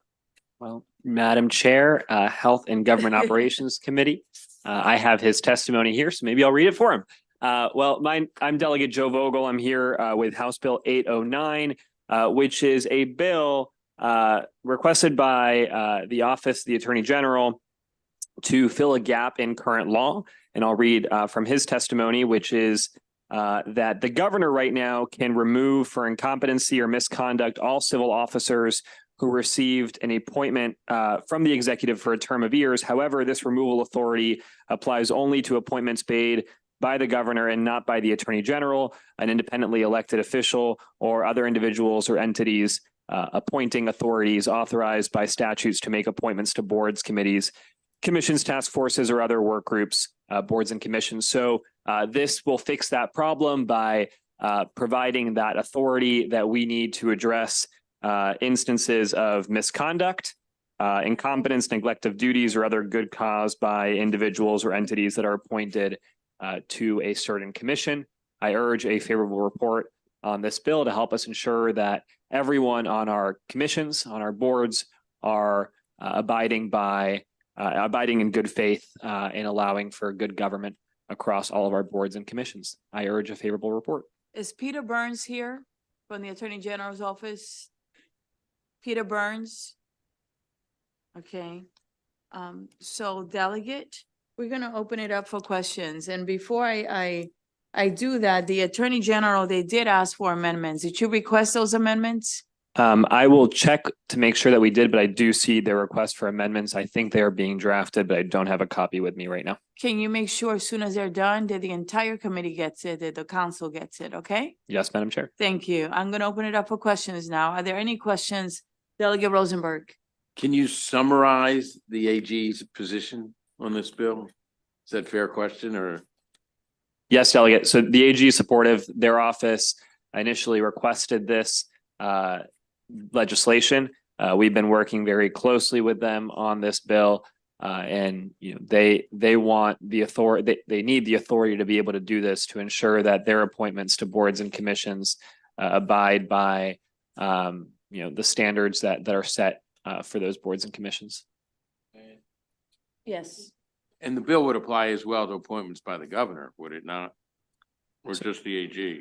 So my understanding, and this is on the second page of the Attorney General's testimony, is that the governor already has some authority here. The Attorney General and other appointing authorities do not. So this would address that gap in current law. My pleasure. Delegate Hutchinson. Thank you, Madam Chair. You're welcome. Thank you, Delegate, for being here Good to see today. I understand there's been a very, very long hearing in judiciary today with a bill that you and Delegate Rosenberg and Delegate Attar sponsored, and I think the hearing just ended 2 hours later. Is the need for this bill related to the situation that was related to the other bill that was just heard in judiciary? I would say, thank you for the question, Delegate. These are separate bills, but I would say they stem from a similar problem. What we saw on the Commission on Hate Crime Prevention and Response, which is a commission that I established, so I should know the name. I hope that's the name of the commission, was that one of the members violated the norms and the expectations of being on that group. And it is my opinion, and initially I don't want to speak for the Attorney General, but the Attorney General did remove the member because of what was considered to be a violation of certain standards, right? And it was inflammatory rhetoric that was hateful, and it was countered to the goals and mission of the commission. It was subsequently the Attorney General subsequently had to reappoint the member, or it was a suspension, so reinstate the member, because under current law, he did not have the authority to do that. So this bill would, it is up to the Attorney General to decide what to do in that specific instance when it comes to what's occurring with the Commission on Hate Crimes. But this would, in further, we've talked about other potential circumstances where on other commissions, there could be very egregious violations of the mission of that commission. And this would allow the Attorney General to make, or other appointing authorities to make these decisions and be able to remove members abiding by statute. Thank you, Delegate. Delegate Martinez. Thank you, Madam Chair. You're welcome. Thank you, Delegate, for presenting this bill. Could you explain to the committee what, I guess, the current process for removal is on one of these boards or commissions? So the problem is that there isn't a consistent one, and for some boards and commissions, there isn't one, right? So for the Commission on Hate Crimes, unless it has been written into a specific statute, which if you look at the fiscal note and the Attorney General's testimony, there are several commissions, a number that don't have removal procedures. So what happened with the Hate Crimes Commission is that since that one doesn't have written into that specific statute a removal proceeding, then there's no way to really remove a member. So this would give, again, appointing authorities the flexibility to make decisions, the authority to make decisions to ensure that the members of the commissions are abiding by the values, missions, and code of conduct for all these commissions and boards and work groups, et cetera. Delegate Shalega. Thank you, You're Madam welcome. Chair. Thanks for this bill. I joined, I think, 7 other delegates in writing to the Attorney General asking for that member to be removed, and that was his reply to us. So in the Attorney General, in your opinion, this is going to solve that problem going forward? That is correct. And again, it will be up to the Attorney General's discretion to make a decision as to what to do with the member of the Commission on Hate Crimes that I believe has engaged in inflammatory, hateful rhetoric. But this would at least give the authority for him to make that decision. Okay. Anyone from the Attorney General here? Check again. No? All right. So are there any other questions? Seeing none, thank you, Delegate, for your testimony today. And Delegate, you do have other witnesses on this bill, okay? The next person is Abigail Snyder, Meredith Weasel, and forgive me if I did not, Weisel pronounced the last name correctly, Deborah Miller, and Jay Bernstein. Peter Burns, those are the witnesses. If I call your name, will you be so kind and come up to the panel? Good It's afternoon. Weisel, Madam Chair, and Weisel? she's Why- downstairs in committee, but told But me she's to not say here. she sends her love. Thank you. Tell her we give her love back. I Go ahead. will. Do you want us to wait another second? No, I want you to start. Okay. Thank you so much. Good And thank you for afternoon. being patient and Of waiting, okay, course. everyone. Yes. Good afternoon, Madam Chair, Madam Vice Chair, members of the committee. For the record, Abby Snyder, Director of Government Relations for the Baltimore Jewish Council, which represents the Associated Jewish Federation of Baltimore and its agencies, here today in support of HB 809. I'll be brief because this bill is really straightforward and I feel like you all already asked solid questions about it. It's important for there to be a clear mechanism for suspending or removing someone from a statutorily created board, committee, commission, task force, work group, whatever it may be, if they no longer represent the best interest of that group. An example could be someone who is, appointed to the Maryland Sexual Assault Evidence Kit and Funding Commission. It's a really long name. Being accused of committing sexual assault, we would want to at least suspend them until they're proven innocent or remove them if needed. Similarly, someone who sits on the state's domestic terrorism task force, if they are accused of being, a part of a swatting instance in the state of Maryland, we wouldn't want them to be serving on that task force. And pursuing justice is a core Jewish value that we in our community hold to the highest standard. So by creating this equal mechanism, we can ensure that the most qualified individuals are representing without controversy. Providing proper checks and balances for these groups directly reflect what the will of the state of Maryland is essential. And we thank the Attorney General for partnering to help create this bill and urge a favorable report. Thank you. Thank you. Next, please. Good afternoon, Madam Chair, Vice Chair, and members of the committee. I'm Deborah Miller, the Maryland Director of Government Community Relations for the JCRC. We represent more than 100 Jewish schools, synagogues, and social service agencies in the region, and I'm here today in support of House Bill 809. I'm one of 23 members who sits on the state's Commission on Hate Crimes Response and Prevention. And this commission is tasked with eradicating hate crimes and bias incidents and with supporting individuals and communities victimized by hate. The commission cannot do its work if its members don't abide by core values such as respect, empathy, and professionalism. It cannot function if the Attorney General does not have the power to remove members for justified reasons as outlined in the bill. When the commission was established last year, there were no guiding principles, no code of conduct, including standards of public communications on social media. HB 809 fills this vacuum. It will give the Attorney General the authority, the mechanism, if you will, to suspend or remove a member for misconduct, incompetence, or neglect of duties. We believe that members must hold themselves to the highest level of accountability and integrity. And if they no longer represent the best interest of the group, the Attorney General must have the ability to remove them. For this reason, we ask for a favorable report on House Bill 809. Thank you. And I just want to take a minute to say thank you to all the witnesses that are still waiting to give their testimony. Just be patient with us. We'll be right with you, okay? Next, please. Excuse me. Good afternoon, Madam Chair, Vice Chair. My name is Peter, members of the committee. My name is Peter Burns. I'm the General Counsel to the Office of the Attorney General.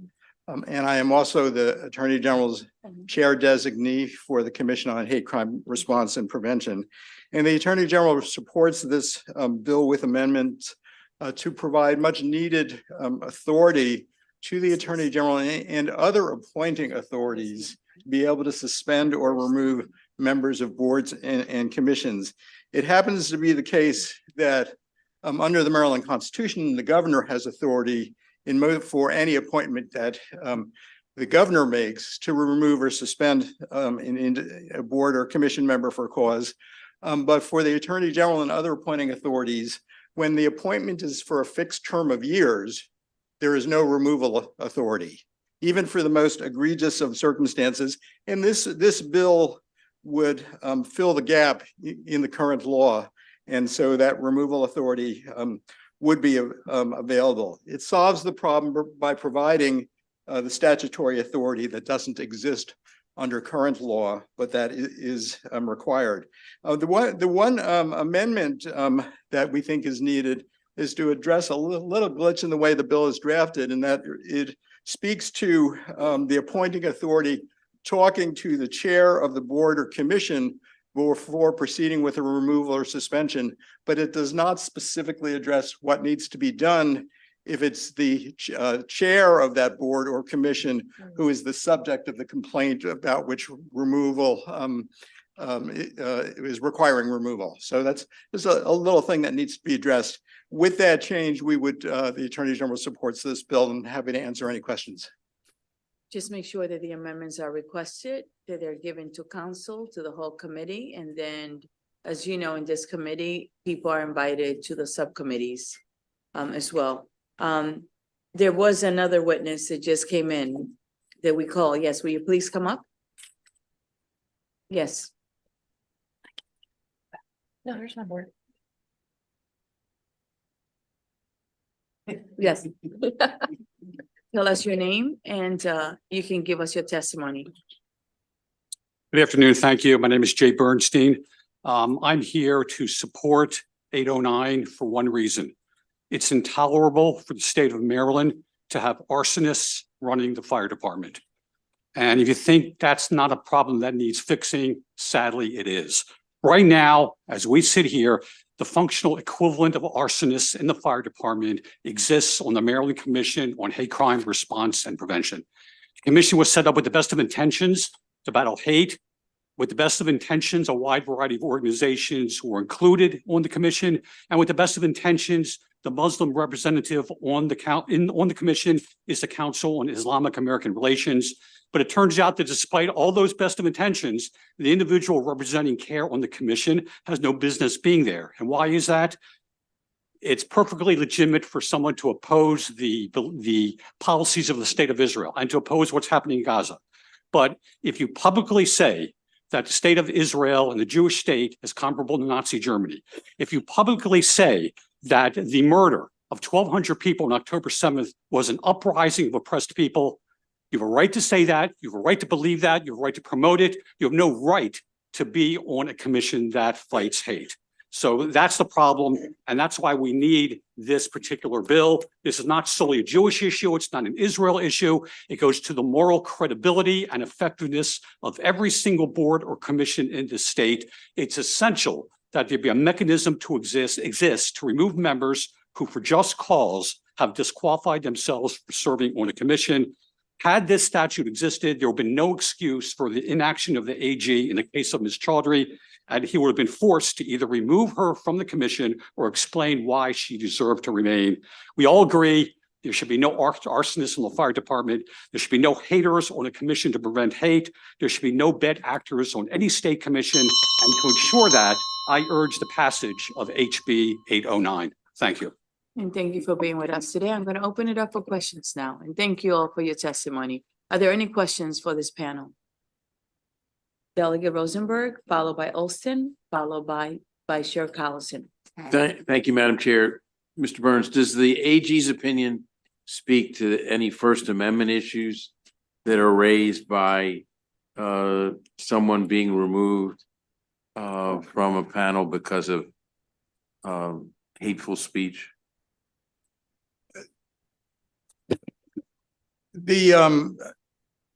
So we don't have an opinion of the Attorney General on this subject, but the whatever code, we have developed a code of conduct for the Commission on Hate Crime Response and Prevention, and it does in its text recognize that there needs to be a careful balancing between First Amendment interests and the other interests that are at stake in assuring that the commission can do its work and fulfill its statutory mandate. You know, I think within the context of an individual case where we would have to decide whether a commissioner has crossed the lines in a particular instance, there's going to be some pretty fine threading of the needle, because the reality is that there is speech that is protected by the First Amendment that, and that would not constitute, well, there's speech that's protected by the First Amendment, would still be viewed as biased speech. Delegate Olston, followed by Vice Chair Collison. Thank you, Madam Chair. My question was very similar to Delegate Rosenberg's about the freedom of speech. I think it was Voltaire that said, "I wholly disagree with what you say, but I will defend to the death your right to say it." And my concern is, at what point are we censoring people because of their thoughts instead of their actions? And where in this bill does it require a person be either proven guilty or something, or having been civilly proven to have done something that's inappropriate before they would be removed? Well, certainly, from the Attorney General's perspective, in the course of administering, or for that matter, any operating authority for some other board or commission who's represented by the Attorney General's office, we would be responsible for making sure that everything is conducted in accordance with the Constitution of the United States and the Constitution of Maryland. Vice Chair Collison. Thank you, Madam Chair, but my question was answered. Thank you. I see no other questions oh yes, Delegate Martinez. Thank you, Madam Chair. I'm just curious, because we've had boards and commissions for a very long time, and it seems that now we are in the mood to change the removal or add some type of process. Could you speak to any other boards or commissions beyond the Hate Commission that has requested this legislation or is in need of it? Who's the best person to answer that question? Is it you, the Attorney General? I'm probably the best person who doesn't Okay. have an answer to that question.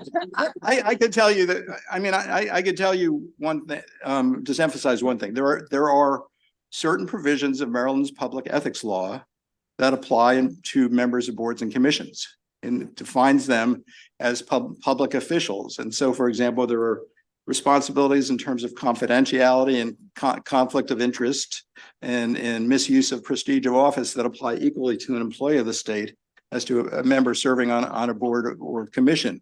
So the state has recognized in the past that you need to give consideration to what are the ethical obligations of people who are serving on boards and commissions. And this is, in a sense, we're talking about an extension of that. One area that is very undefined under state law now, even as it relates to public employees, is social media. As far as I'm aware, there is not a defined social media policy that covers all employees of the state of Maryland, let alone members of boards and commissions. And so I think we're getting into an area where we're going to have to, add some further definition to what our expectations are for both for our state employees and what are in terms of how they are conducting themselves in their private lives, how that reflects on the state and the work that they do for the state, whether they're an employer or a public official, and the how we thread that needle I was talking about previously between strongly protecting everybody's First Amendment rights, but also recognizing that when someone accepts responsibility to serve on a board or commission, that they're accepting some fiduciary obligation to the state and to that commission on which they're serving.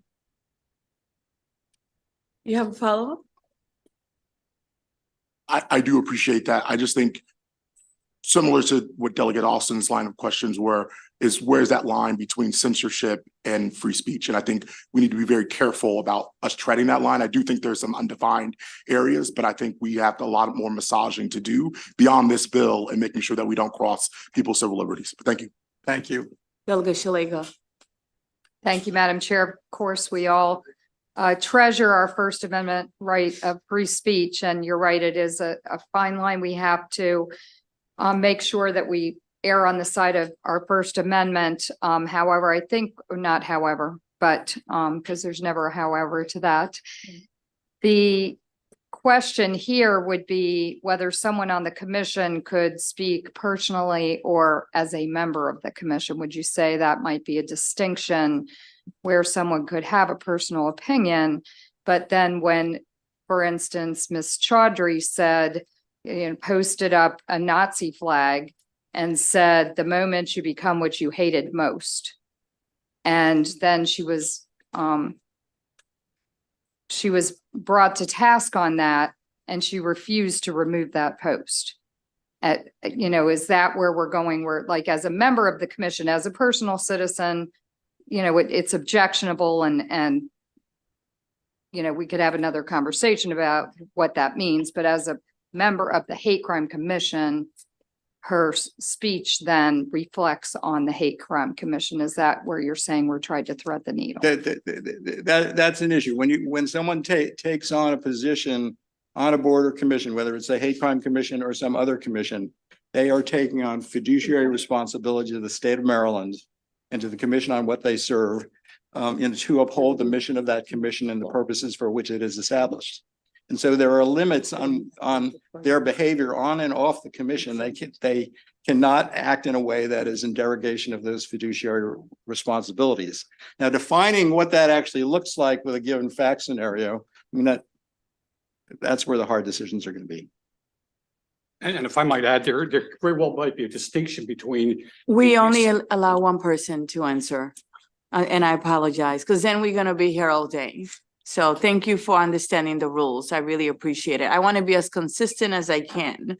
Now and then we bend it a little, but I appreciate the civil discourse and the respect that everyone here has given to this, because it really matters. There is a question from Delegate Bagnall.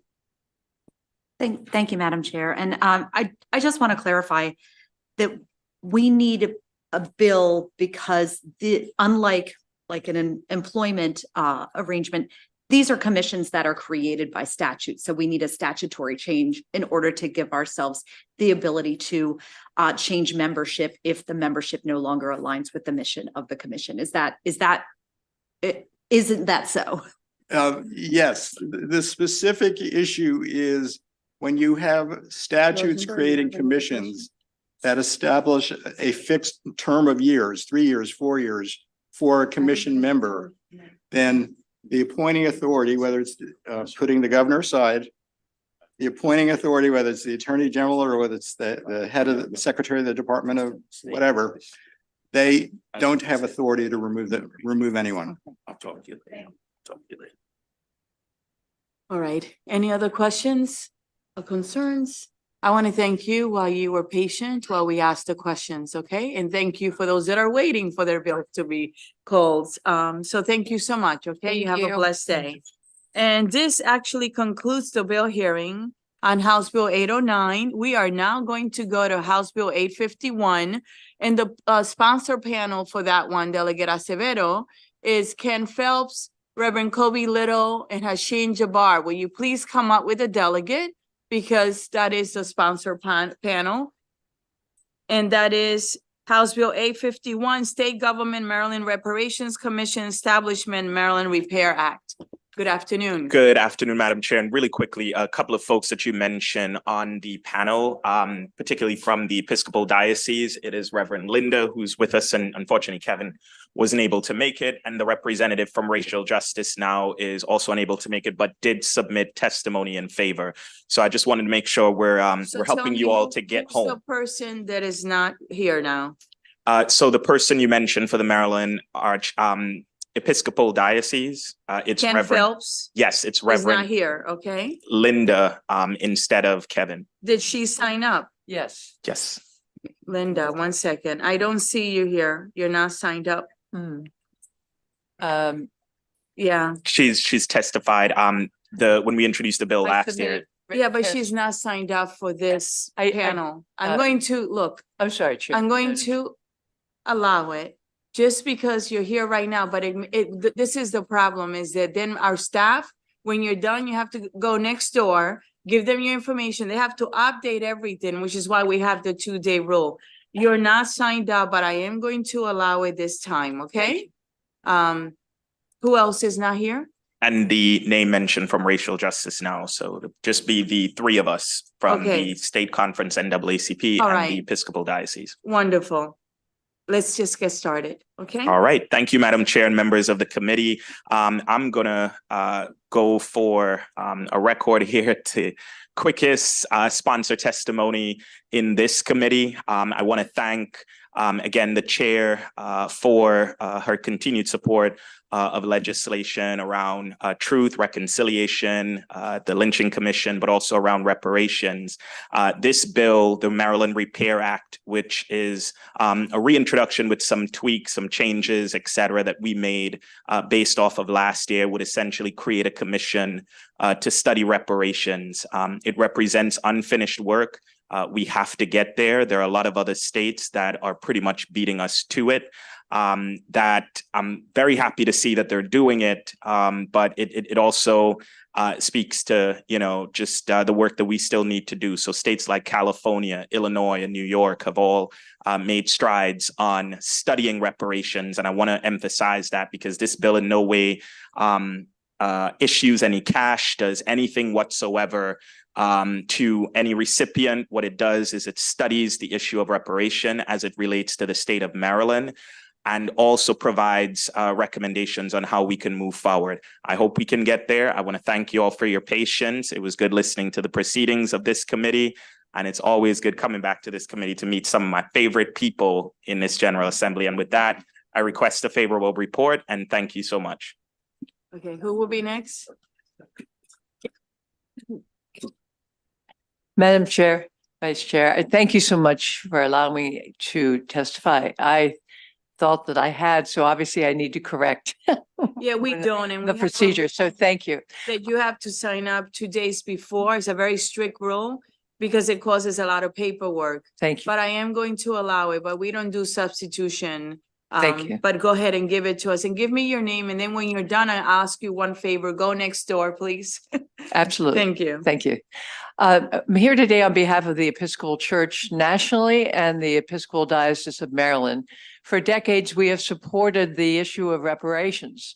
The Let me issue. have your name for the record, please. Oh, I'm sorry, Reverend Linda Boyd, B-O-Y-D. Thank you so much. We have strongly supported the issue of reparations. This is a issue that's been festering in our society as a result of Jim Crow, redlining, just so many racist acts against a group of people who can't control, have had no control over what is happening to them because of the color of their skin. This is intolerable. If we do nothing, we leave the problem festering for our children and grandchildren. As a mother and grandmother, I hope that we would do the right thing and vote favorably for this bill that would establish a commission to study this issue. Thank you. Thank you for your testimony. Appreciate it. And thank you for being patient. Go ahead. Madam Chair, Madam Vice Chair, members of the committee, good afternoon. I am the Reverend Kobe Little. I'm president of the Maryland NAACP. We are proud to stand in support of House Bill 851, sponsored by the Honorable Delegate Gabriel Severo. And we believe that now is the time for reparations. Now is the time for reparations. Reparations are designed to repair problems. And there are myriad problems that have been created by the enslavement of African people in Maryland and the United States and beyond. And this bill seeks to establish a commission to further the work of reparations, identifying pathways forward for reparations. If we want to speak to the learning loss in our community, if we want to speak to the gap in wealth attainment in our community, if we want to speak to the health disparities in our community, if we want to speak to the questions of systemic inequity and systematic racism, institutional racism and white supremacy, then we must seek the root of these problems and then repair the damage that has been done. And this commission would create a path to begin that important work. and coupled with other actions that should be taken by this august body, we are confident that we can have a real impact in closing and fixing and repairing the damage that has been done by enslaving African people. We urge a favorable report for House Bill 851. Thank you. Thank you, Reverend Little, for your testimony today. We appreciate it. Are there any questions for this panel? Delegate Martinez, Thank you, Madam Chair. you're welcome. I'm a proud co-sponsor of this bill. Could you, or someone on the panel, delegate, speak to the uniqueness of Maryland, in particular to the slave trade here in the United States? Appreciate the question, Delegate. In terms of uniqueness, I mean, it's an interesting but also an important question because just mere feet away from this state house, there's signage dedicated to Kunta Kinte.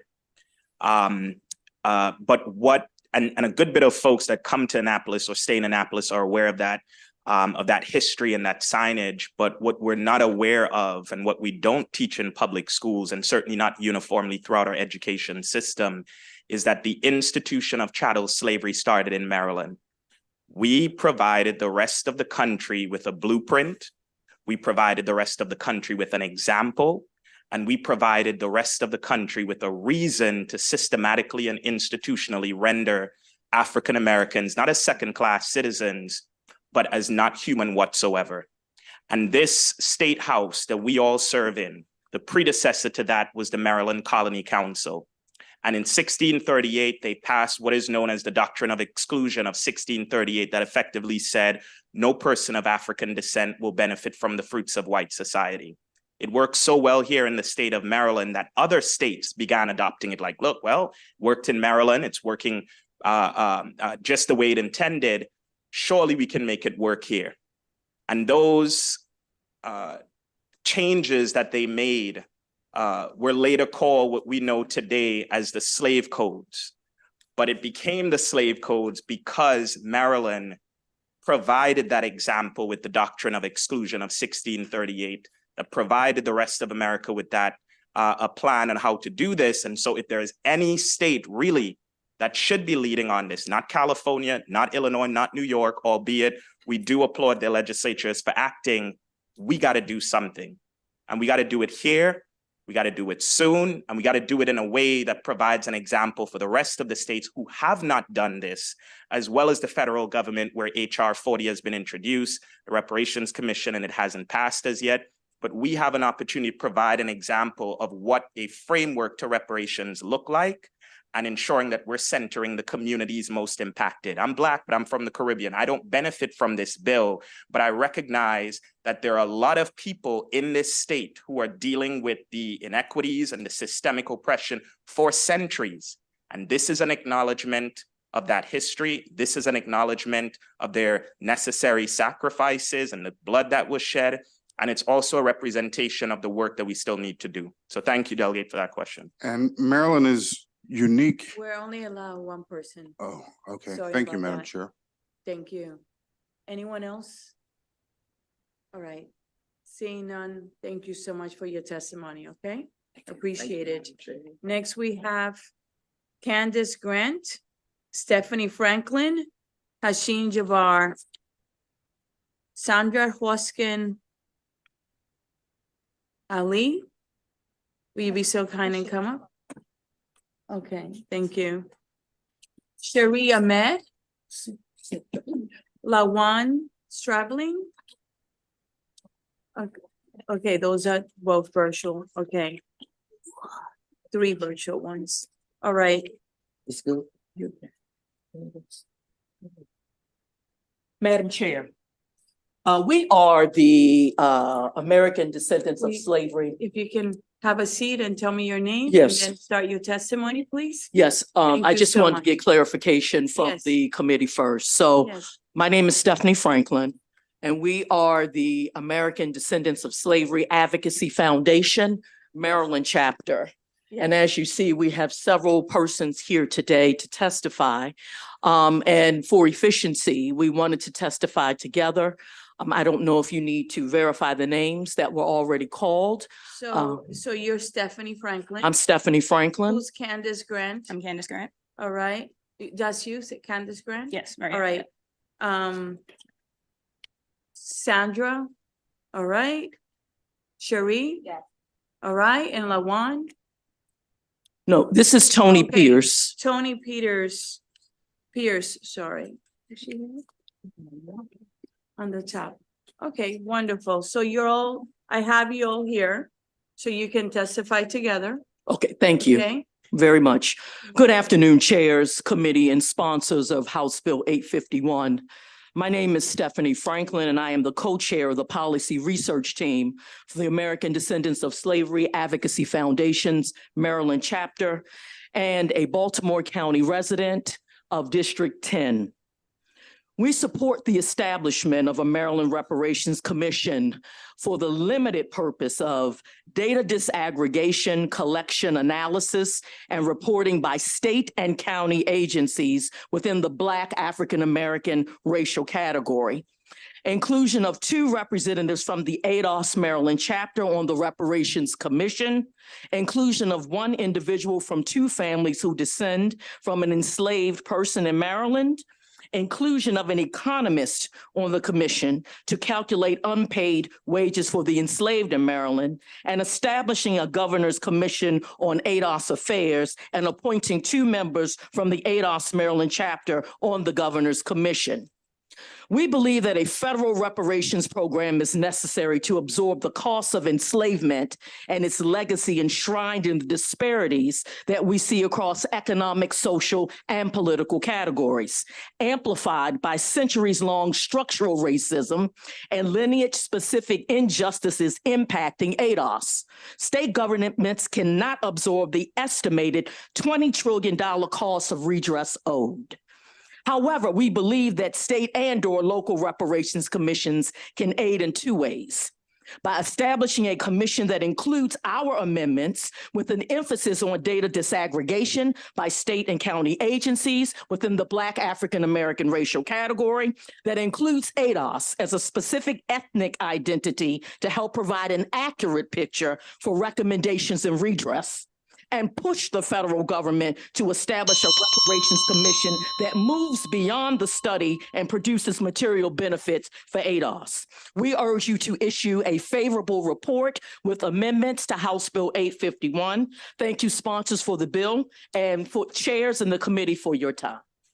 Who would like to go next? And thank you for your testimony. Good afternoon, Chair Pina Milnick, Vice Chair Cullison, members of the Health and Government Operations Committee, and sponsors of House Bill 851, Establishment of Maryland Reparations Commission. My name is Tony Pierce, and I'm the State Liaison for the American Descendants of Slavery, AKA ADOS or ADOS Maryland chapter. I am also a Prince George's County resident. I stand before you today to express our chapter's support of HB 851 with an amendment to include an economist on the commission, preferably with a focus on American chattel slavery for the limited purpose of calculating the cost of slavery in the state of Maryland. Inclusive of other amendments to House Bill 851 submitted by our chapter as written testimony, adding an economist to a Maryland Reparations Commission would be a critical component in accurately counting the cost of slavery and its negative impact, past and present, on the descendants of those enslaved here in the state. In 2021, Thomas Kramer, a professor of public policy at the University of Connecticut, estimated federal reparations to American descendants of slavery to be around $20 trillion US. Last month, Governor Moore proposed a state budget of $63 billion US for the next fiscal year. Our chapter's stance is that the Maryland state budget does not have and would not have cash funding to sufficiently compensate the descendants of those who were enslaved in this state.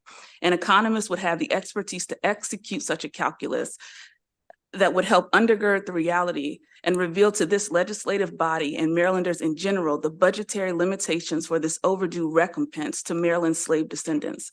In light of the prospective economic findings produced by the commissioned economists, ADOS Maryland would instead implore this state house to support a federal program for cash reparations to American descendants of slavery, while also redirecting state available state funds to state and local level programs that would directly benefit Maryland slave descendants. We urge a favorable report of HB 851 with the thank you sponsors and chairs of the Health and Government Operations Committee. Thank you for being with us today. Who would like to be next? We're just gonna go in order. Sure. Okay. Thank you, chairs, members of the committee, and sponsors of House Bill 851 for the opportunity to speak. My name is Candace Grant, and I am a member of the ADOS Maryland chapter and a resident of Prince George's County. We support the establishment of a Maryland Reparations Commission with the amendments stated in our written testimony. However, I would like to discuss the need for a governor's commission on ADOS affairs to address issues affecting the ADOS community, including economic, workforce, and business development. As Governor Westmore addressed when he took office, the very building we are standing in was built by the enslaved in the 18th century. We did not arrive in the 50s, the 60s, or the 90s. ADOS Marylanders have resided here since the 17th century. According to Maryland Census data, Black Americans are 2.5 times more likely to be poor than white Americans. Directive 15 from the Federal Office of Management and Budget defines Black or African American as a person having origins in any of the Black racial groups of Africa. What about those of us with origins in the United States and the United States alone? My lineage is based in America and America alone. A governor's commission on ADOS affairs is critically needed to help disaggregate data that ties the experiences and conditions of foreign-born immigrant populations with those of the ADOS population. This combined data deeply hinders our ability to gauge areas in the ADOS community that are in desperate need of resources. Committees were created in 1971 for the Hispanic community, 1974 for the Indian community, 1992 for the Asian Pacific community, 2007 for the Middle Eastern community, 2009 for the African community, and 2012 for the Caribbean and South Asian communities. We believe the state of Maryland is long overdue for a commission to address the many needs of the ADOS community. I urge you to support House Bill 851 with the amendments stated in our written testimony by the ADOS chapter. Thank you all for your time. Thank you for your testimony. Next, please. Hi there. My name is Miss Sandy, and I'm a wife. I'm a mother of 2 young adult daughters and a resident of Charles County for nearly 30 years. More importantly, I am ADOS, an American descendant of slavery. I'm also a member of the ADOS Maryland chapter and an educator for the ADOS Advocacy Foundation's training program.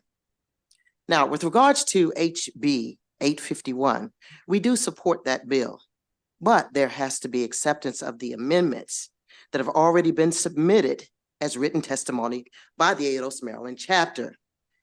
Now, I got a personal story. I recently attended an open house at the law school of the Florida International University down in Miami, where my youngest daughter will be attending this fall.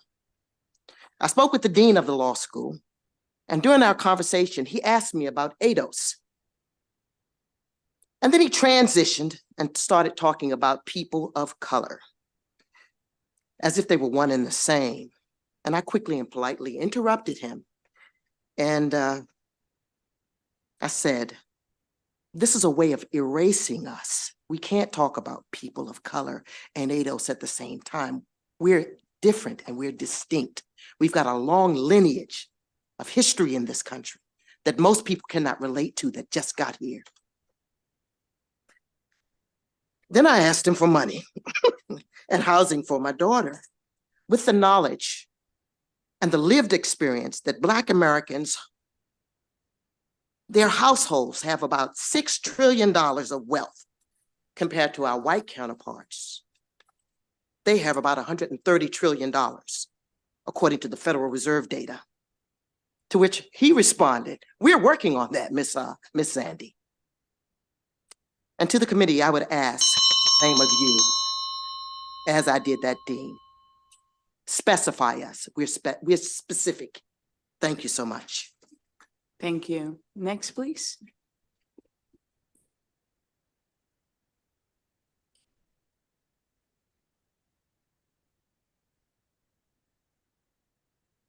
Good afternoon, Madam Chair, Vice Chair, members of the committee, and sponsors of the House Bill 851. I am Sharia Ahmed. I am a proud Prince George's County resident. I'm also co-chair of the Outreach Committee of the American Descendants of Slavery, Maryland chapter. I am also a creation of the line of Maryland slavery.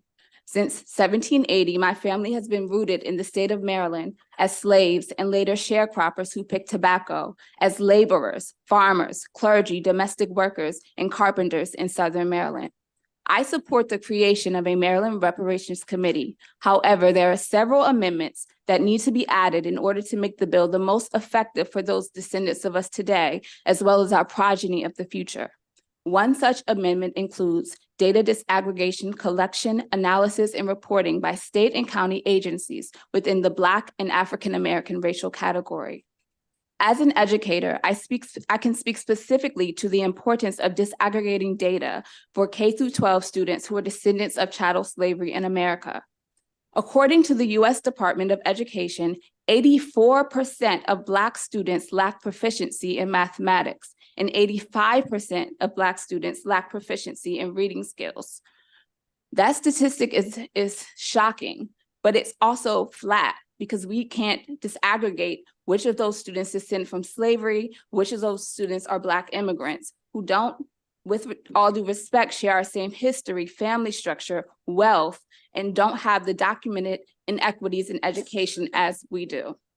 In my decade of teaching, I cannot tell you how many students of American descendants of slaves have experienced wealth, wage disparities, poverty, crime, violence, single parentage, homelessness, factors of which can significantly impact their literacy and math advancement.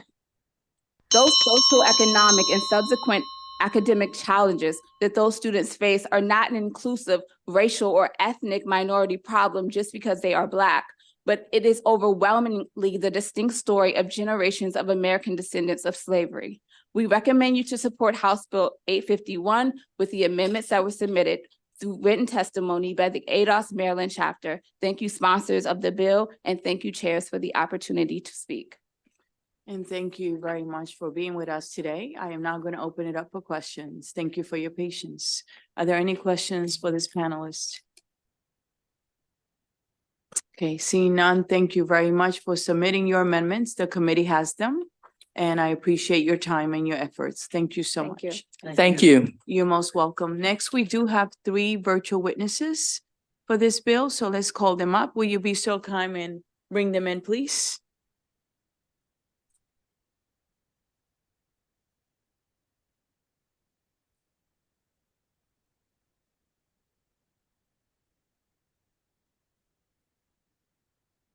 Mr. Vincent Fry, will you be so kind and get us started? You can unmute yourself and give us your testimony.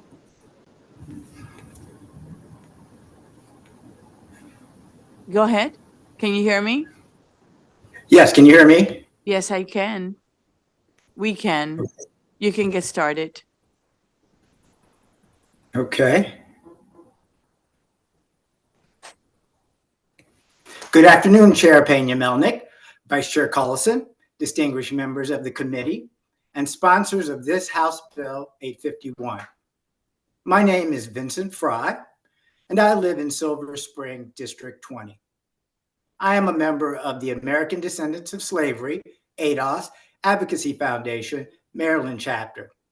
We support House Bill 851, the Maryland Repair Act, which establishes a Maryland Reparations Commission. However, we propose several amendments to refine and strengthen this vital reparative justice bill as included in our written testimony.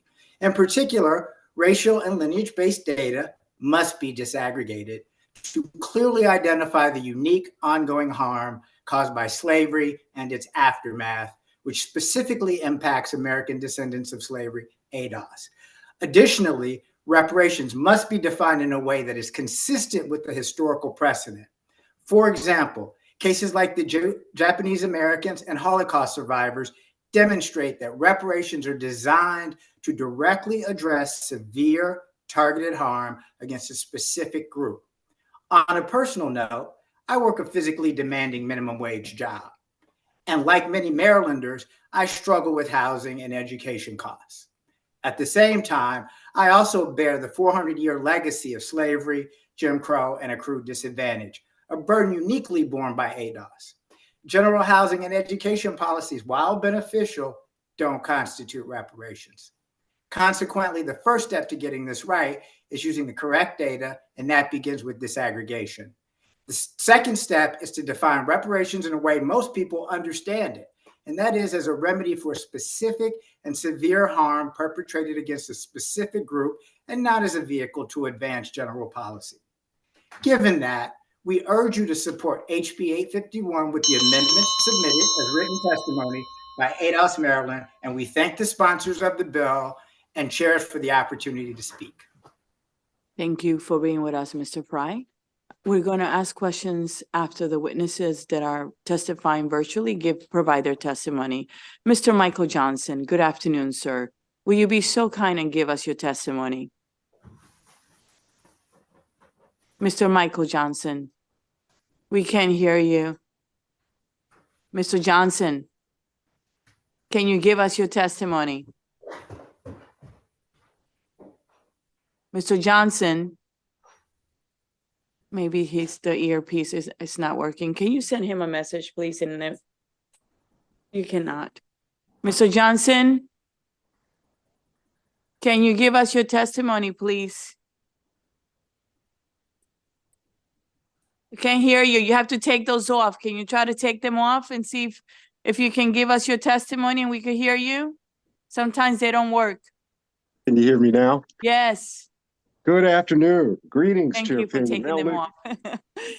Vice Chair Cullison, distinguished members of the committee and sponsors. My name is Michael Johnson. I'm a member of the American Descendants of Slavery Advocacy Foundation, ADOS, the Maryland chapter. I'm a husband, father, grandpa, and a disabled American veteran residing in Baltimore County's 7th Congressional District. I'm speaking today in support of House Bill 851 with amendments. Recent news has revealed that our nation's historically Black colleges and universities have been grossly underfunded by over $12 billion. Over $13 billion, according to the U.S. Department of Treasury, just since 1987. Even our own great state is not immune, as the University of Maryland Eastern Shore is also a victim of this travesty. These amounts are only a snapshot of the plunder Black America has suffered for generations. For ADOS families, the fallout of these inequities lead to much higher costs in borrowing, payback, amount terms, and an economic instability and an inability to grow or accumulate wealth. My own daughter, an HBCU grad, has been back home living with us since graduating in 2015, shackled with student loan debt and repayments and an overall inability to thrive. America has a massive and growing racial or lineage gap in wealth. In 2019, the U.S. Department of Treasury reported the average white household held about $184,000 in wealth versus the average Black household's $23,000. And that's without disaggregation. These economic factors and conditions result in false feelings of inadequacy, deficiency, and overall less than. ADOS America must receive reparative justice. To that end, we support the adoption of HB 851 with the amendments submitted in our written testimony. Thank you very much for being with us today. Can you mute yourself, please? Yes. Repeat, thank you. Good afternoon, ma'am. Will you be so kind and give us your testimony? Good afternoon. Thank you. Hi, how are you? I'm good. How are you? Good. Thanks for being patient. No problem. Thank you. I'm thankful. I'm grateful to be here today. And to follow up from our last session last year, the question was asked to me after giving my testimony is, we just don't know where the money will come from. And I think that everyone can see the government has ways to pay out anything that they feel is a need and necessary to pay out. But I'll continue with my testimony right now, please. I am in support with the amendments that the other members spoke about in their testimony for Reparations Commission. I feel it's important, as myself being someone who is from the DC, Maryland area, DC and Maryland to be exact, and who has a history of family members who've been enslaved in Maryland and Virginia, but we're speaking about Maryland specifically, since I can trace back to my family line. And with that being said, I have ancestors whose name, first and last, are the names of slave owners who were here in Maryland, in Frederick County and Charles County, Maryland. That would be the Henson family and the Smallwood family. So that would be Frederick County, Maryland and Charles County, Maryland. There's still Smallwoods in Charles County, and there is actually a park dedicated to that area that was a tobacco farm where my family was enslaved on. I come from generations of brokenness as far as not having support, not having generational wealth that other families were afforded, who are not descendants of chattel slavery. I consider myself an American descendant of chattel slavery because I am directly. And I have suffered in this 47 years of life, just trying to survive and live. We are owed because everyone has built but us on the wealth of our ancestors. And it's time to address the foundations of why this happened and correct those wrongs. Thank you. And thank you for your testimony today. We appreciate it. Are there any questions for these three panelists from the committee? Seeing none, thank you so much for being with us today. We really appreciate it. This actually concludes the bill hearing on House Bill 851. You have a great evening. Thank you for your patience. For those of you that are still waiting to be called, we're going to go on next to House Bill 852. Will you be so kind and come up? And Delegate Olston, I know, was called to judiciary, but she said, Mr. Pica, that you can handle it, that you know the bill. So will you be so kind and tell us why the bill is needed? The pressure is on you, what it would do, okay? I don't mind the pressure, Madam Chair. So if I may, 1 second, this is House Bill 852, Delegate Olston, State Procurement, Leases and Construction Contracts, Performance Suspension Pending Audit.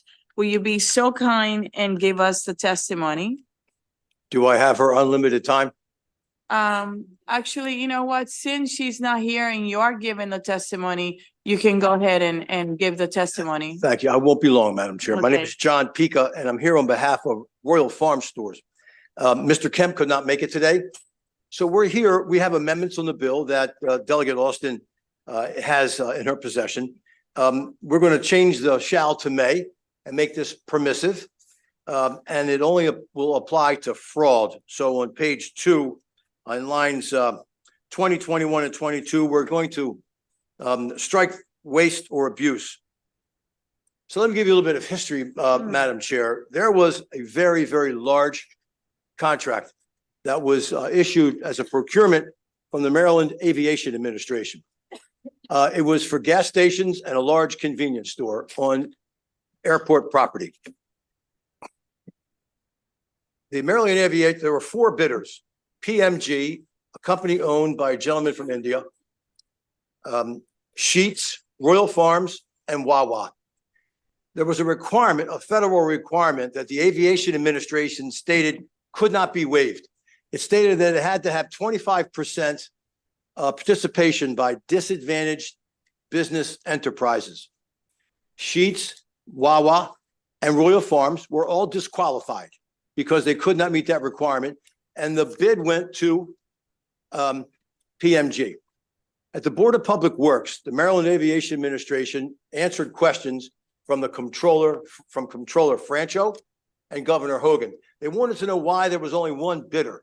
It was stated by the Aviation Administration that the other bidders were not qualified because they could not meet the disadvantaged business enterprise participation requirement. He stated unequivocally that that could not be waived. The contract was awarded to PMG.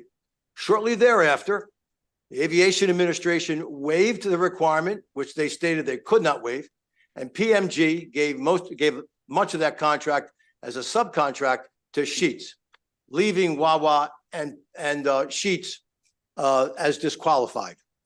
So Royal Farms filed a lawsuit, but we were told that members of the Board of Public Works could not meet with us if there was pending litigation and the lawsuit was dismissed without prejudice. Delegate Regina Boyce filed a, if I may use her name, it's a matter of public record. She requested a legislative audit into the issue of fraud. There was misrepresentations, in our opinion, in the opinion of Royal Farms, that misrepresentations were relied on by the governor and the comptroller, and that certain bidders were disqualified based on representations that were not true. So this bill only allows that the state may suspend the performance of a contract if there's a pending and ongoing legislative audit until at least 60 days after that audit is completed. There is opposition, but I'm hoping that when we make this bill with the amendment permissive and only applying to fraud, that the opposition may dwindle. And that's all I have, Madam Chair. Thank you very much. I'm going to open it up for questions from the committee. Delegate Shalega and then Delegate Hill. Thank you, Madam Chair. You're welcome. Thanks for being here. So I'm reading the MDOT's testimony and posing, and it says, current law allows for the state to suspend performance of a contract.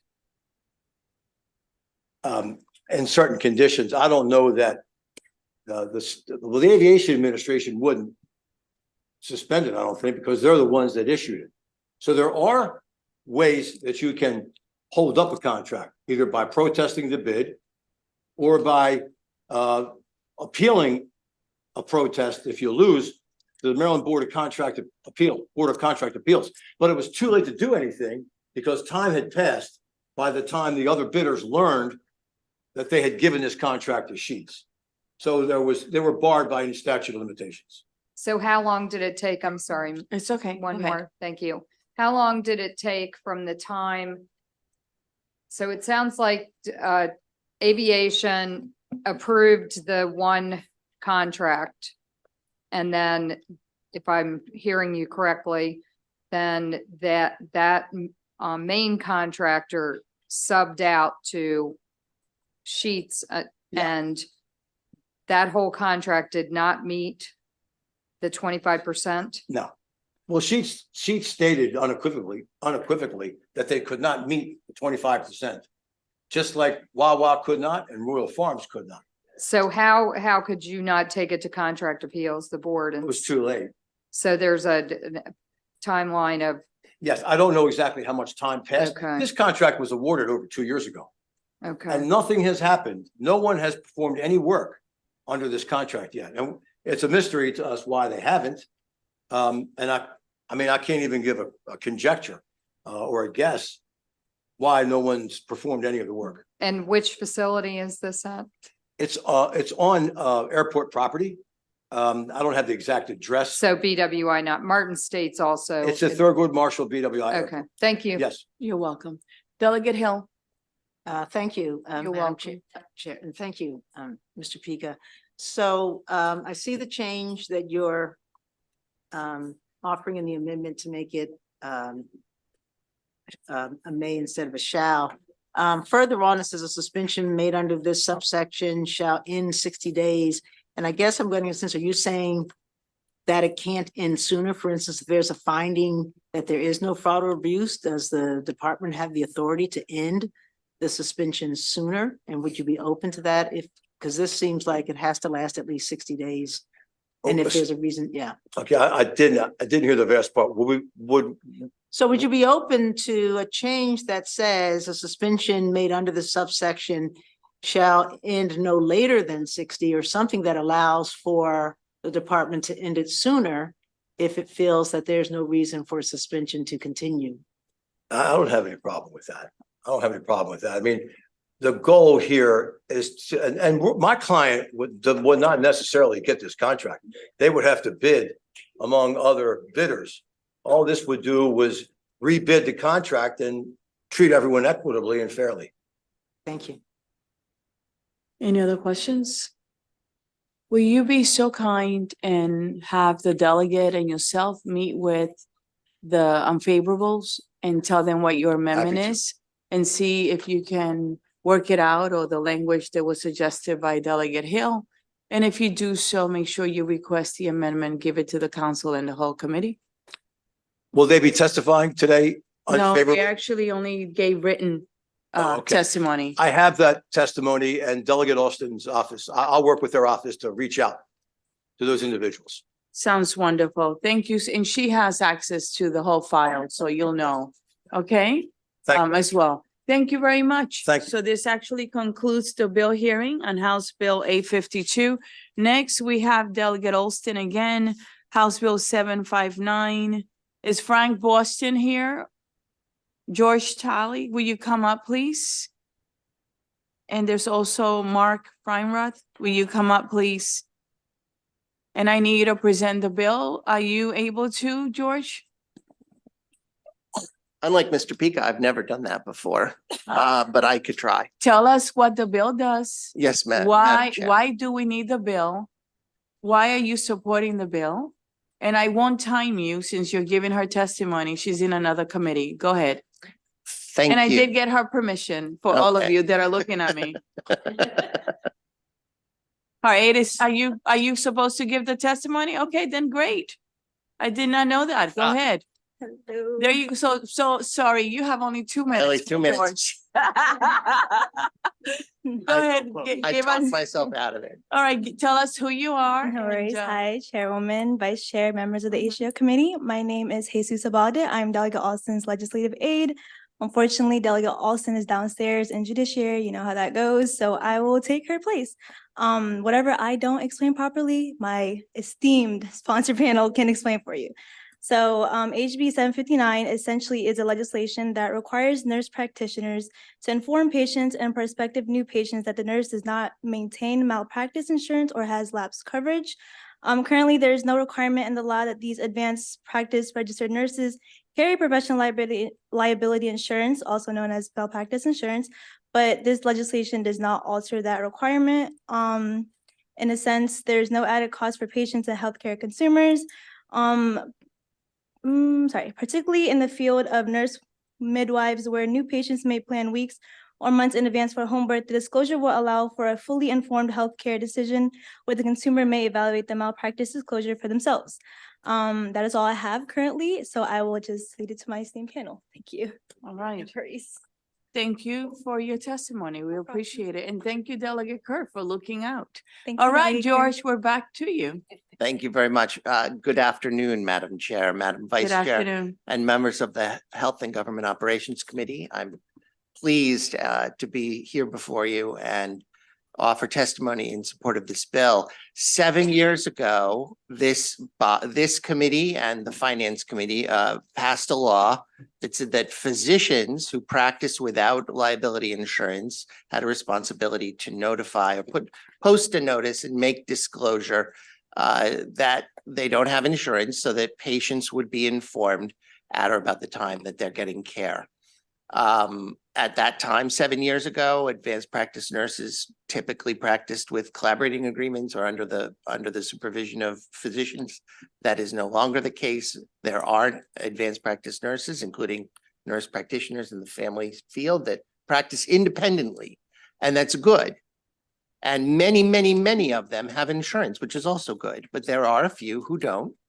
And we believe, and I hope you all can be persuaded, that they should have the same rule and follow the same rule that the doctors have been following without objection for 7 years. And that is the purpose of this bill. It affects only a very small number, and it would be satisfied by putting a poster up on next to the HIPAA disclosure rules in the offices, and otherwise making sure that the patients had an opportunity to know before they undergo a surgical procedure or some kind of other risky event that there's no liability insurance, and then they can make the choice for themselves under the rules. That's all I have. I'll give you back this 15 seconds unless there are questions. You are so generous. Thank you very much. Next, please. Good afternoon, members of the committee, Madam Chair, Madam Vice Chair, delighted to be here. It's Mark Feinroth from the law firm of Boston and Plout, representing the Maryland Justice Association. It's a simple consumer information matter so that consumers can make an informed healthcare decision. And if they're not concerned about the issue of liability insurance, they're free to go ahead. There's no requirement here for anyone to actually purchase insurance or maintain insurance. Only the consumers, the patients, be aware of the existence or lack of existence of liability insurance. Thank you very much for your testimony. Wow, that was very short and sweet. Are there any questions? Delegate Hutchinson, Thank you, Madam Chair. you're welcome. First of all, to Delegate Austin's aide, man, you're awesome. You did a great job. She has great staff there. Thank you Nice. so much, Delegate. Very nice. So was there an incident or something that was the genesis of this? And then also, how many nurse practitioners do you know that we have, and how many don't have insurance, if you have any statistics? So the genesis of the bill, similar to 7 years ago, every so often, and we're lawyers, so why are the lawyers putting forward this bill? And it's primarily because I think when a patient finds out that there isn't liability insurance, often it's from us. Something happens that's unfortunate and they ask a lawyer about it. We do some investigation and we find that there's no liability insurance and we have to tell the patient. And the patients will say, I didn't know that. I had no idea. I would never have gone to this person if, they seemed nice and I trusted them. But if I had known, I think I would have made a different choice. And of course, that's retrospectively and you never really know.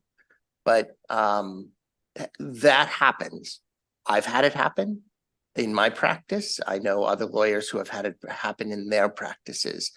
And because the law already exists that doctors have to give this disclosure, it made sense. Now that nurse practitioners have evolved to become independent and provide care on an independent basis, and it made sense to extend the law to them. As far as the statistics are concerned, I don't know the answers to those questions. I'm not even sure how we would find out. I can say I was told in the back of the room by a MedChi representative that it's about 3% for physicians statewide. I don't know why it would be different, but I'm not saying it is for nurse practitioners. You're welcome. And thank you for your comments. You did an excellent job. He was Thank you, Madam absolutely right. Delegate Chisholm. Thank you, Madam Chair. I just want to make sure I understand, because I'm looking at the bill on page 2, and you had said that you'd have to put up one conspicuous poster, but I'm assuming that's in conjunction with, also it says in here, signed by the patient at the time of the patient's first visit, at the time the informed consent is signed, retained by the advanced practice registered nurse as part of the advanced practice registered nurse patient record. So there would be a form that needed to be signed by every patient that's being seen by advanced practice registered nurse.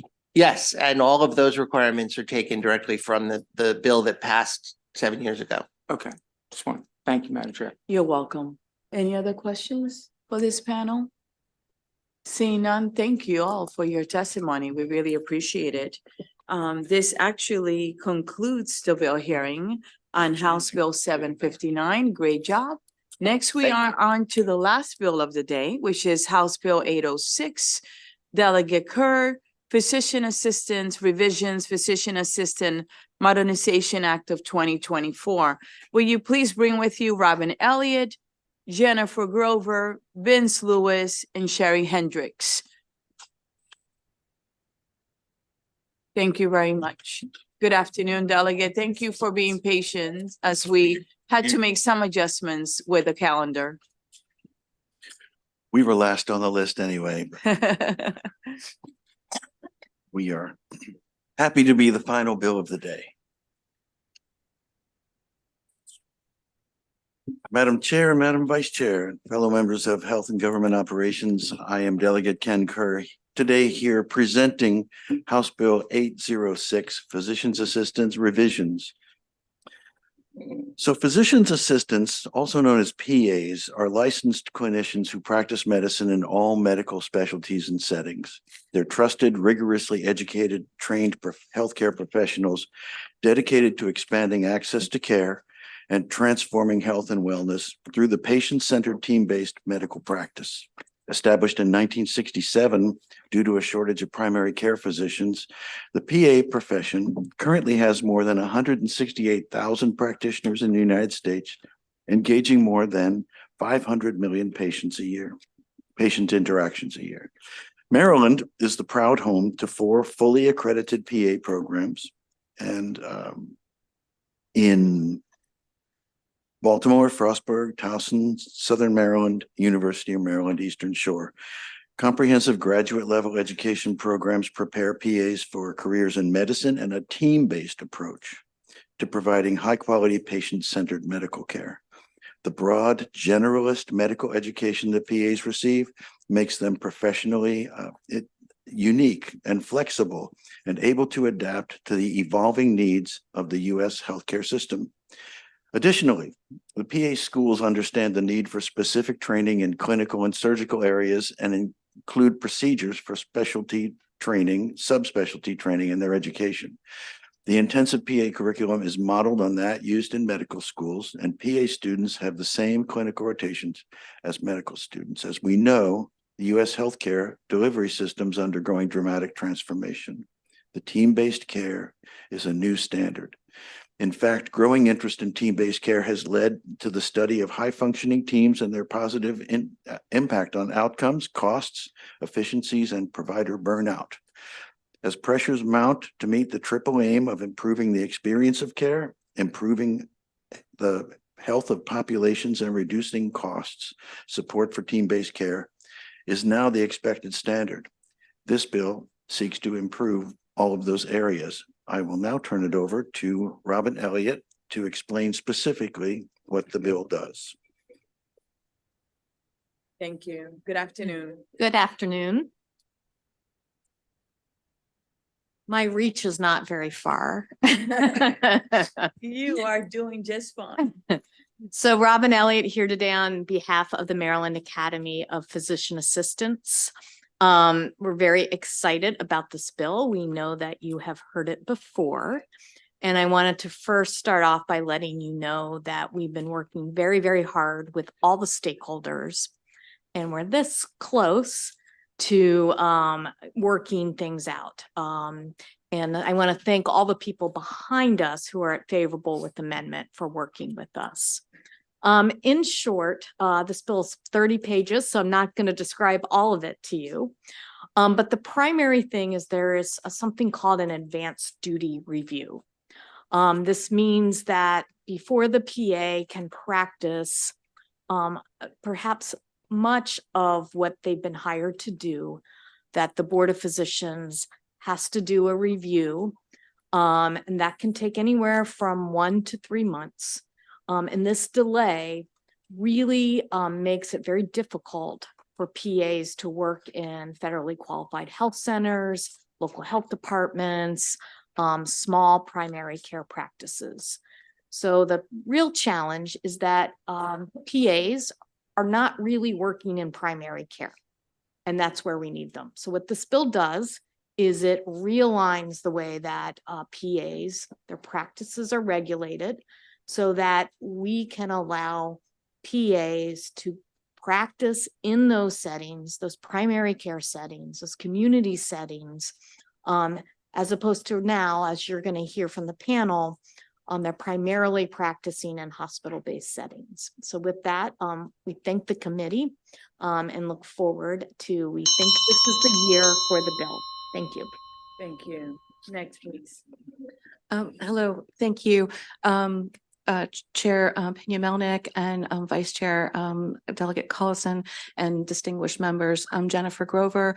I am currently the Legislative Director for the Maryland Academy of PAs. I am also past president as well as a member of the medical community and faculty member for PA education. I just want to reiterate that we have 16% of PAs that are trained in primary care practicing in the state of Maryland. This is because of the way the current law hamstrings community centers that want to hire PAs but can't because of the administrative burden. It is costing them a significant amount of money as well as time to be able to get PAs into practice, practicing in their communities, especially in inner cities and rural health areas that you will hear about. This restriction increases the ED wait times, as Maryland is the most significant in this country for ED wait times, clogged up with patients that should be going to primary care facilities. Maryland has one of the most restrictive laws for PAs, and you'll hear from, panels behind us that will talk about the restrictions needed.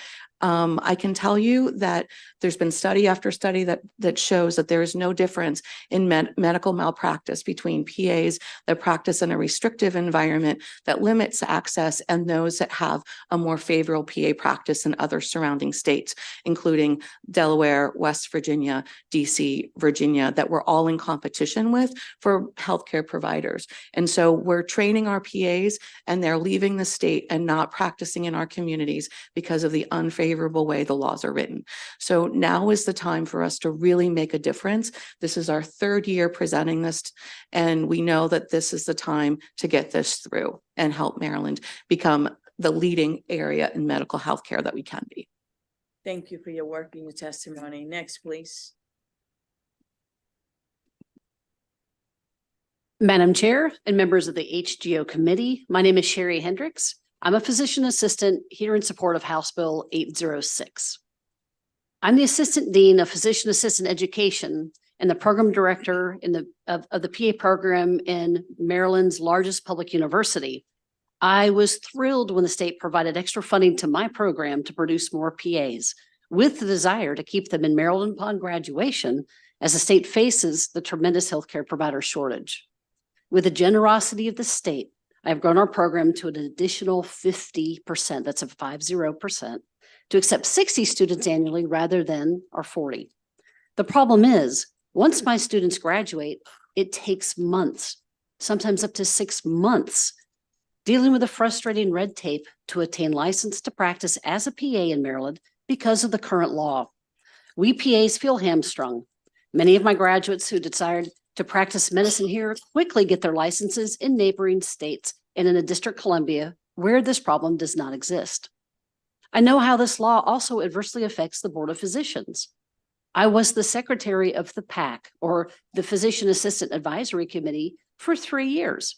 I knew when I served back in 2010 that the Maryland law that affects how a PA practices medicine is full of roadblocks and hoops to constantly jump through just to attain licensure and to practice medicine. It was stifling then, and it is stifling now. Graduates with student loan debt need to earn an income right away. Many of my graduates have jobs lined up well before graduation, only to be caught up in the state's current law and play the waiting game. The impact on my program, on my students, on my graduates, on me as a physician assistant, but especially on the citizens of Maryland who seek our care is tremendous. I know you can help. Thank you. Thank you for your work. Next, please. Madam Chair and members of the committee, my name is Vincent Lewis. I'm a physician assistant in Salisbury, Maryland. I'm here to support House Bill 806. I've been a physician assistant for the last 16 years. I grew up on the Eastern Shore of Maryland in Fruitland, Maryland. I then attended University of Maryland Eastern Shore. I started my PA career in 2008. I've been in primary care my entire career.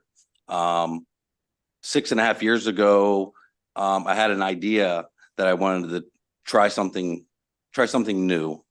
So I reached out to one of my friends in high school. His dad was a physician. He still is. He's a primary care physician in Salisbury. And I asked him, well, I was very hesitant, but I asked him if he would be willing to be my supervising physician if I wanted to start my own primary care office.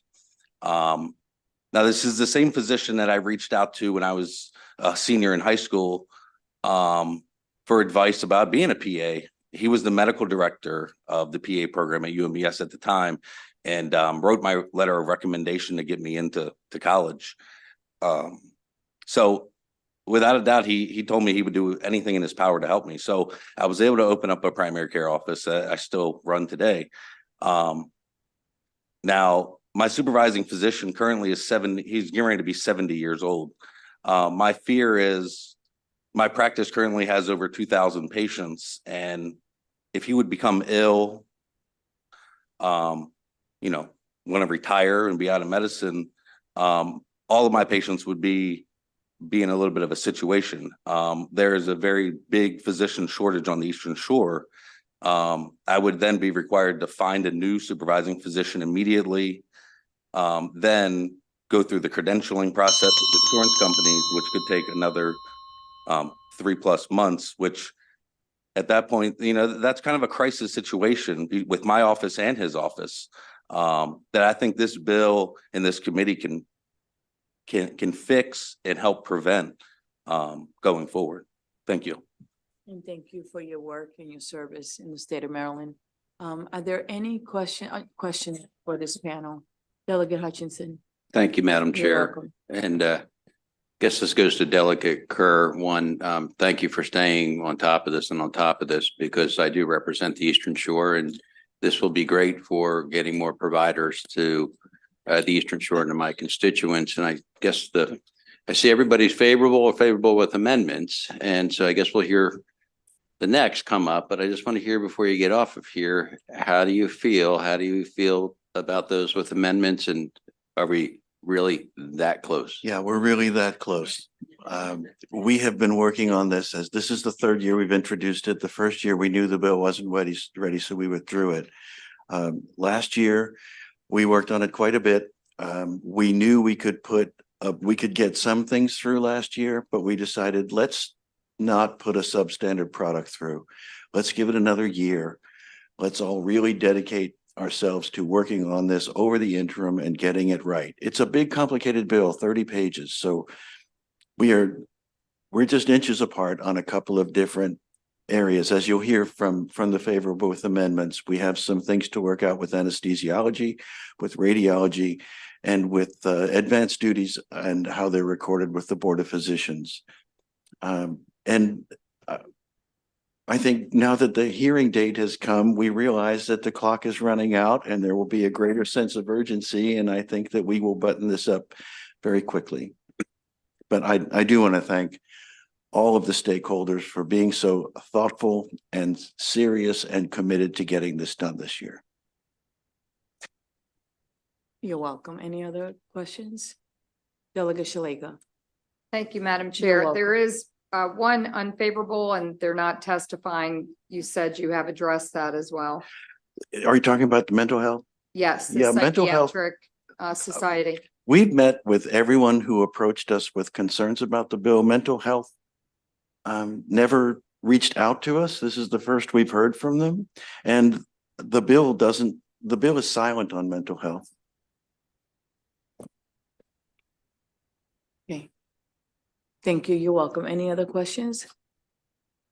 And I know how hard you have worked on this, so I want to thank you as the lead for getting everyone together and having so many meetings. Robin, everyone else, thank you for coming to the table. I will signal to everyone else and anyone that has not spoken and it's gonna come after 3 years. That's not cool when that happens, right? Especially after you have worked so hard. So I would ask you to please button it up. It's the first time I hear that. Make sure it's buttoned, right? That it fits well and that we get it done. So I expected for it to get done, and please do so quickly so that we don't end up doing it during crossover or during, at the end of session where things happen, right? Because there's still another house. And then most importantly, a bill like this that has taken 3 years to work, once we give our word here and we work it out, because everybody's giving something, please keep your word across the street. It's really important to do that. And I want to thank you on behalf of the committee for working so hard, okay? We really appreciate all your efforts. That being said, thank you very much to this panel. I'm going to call the next panel. We have Jennifer Witten from LifeBridge Health, Danielle Branian, Actually, I'm gonna call the favorable with amendment next. Jennifer, why don't you just come up? Is she here? She's not here? Okay, so let's do, that's easy enough then. Let's do the favorable with amendment panel. Danielle Rainian, Daniel Shudock, Matthew Duzick, Michael Tran, Steve Weiss, Christy Fogel, and oh, she's, okay.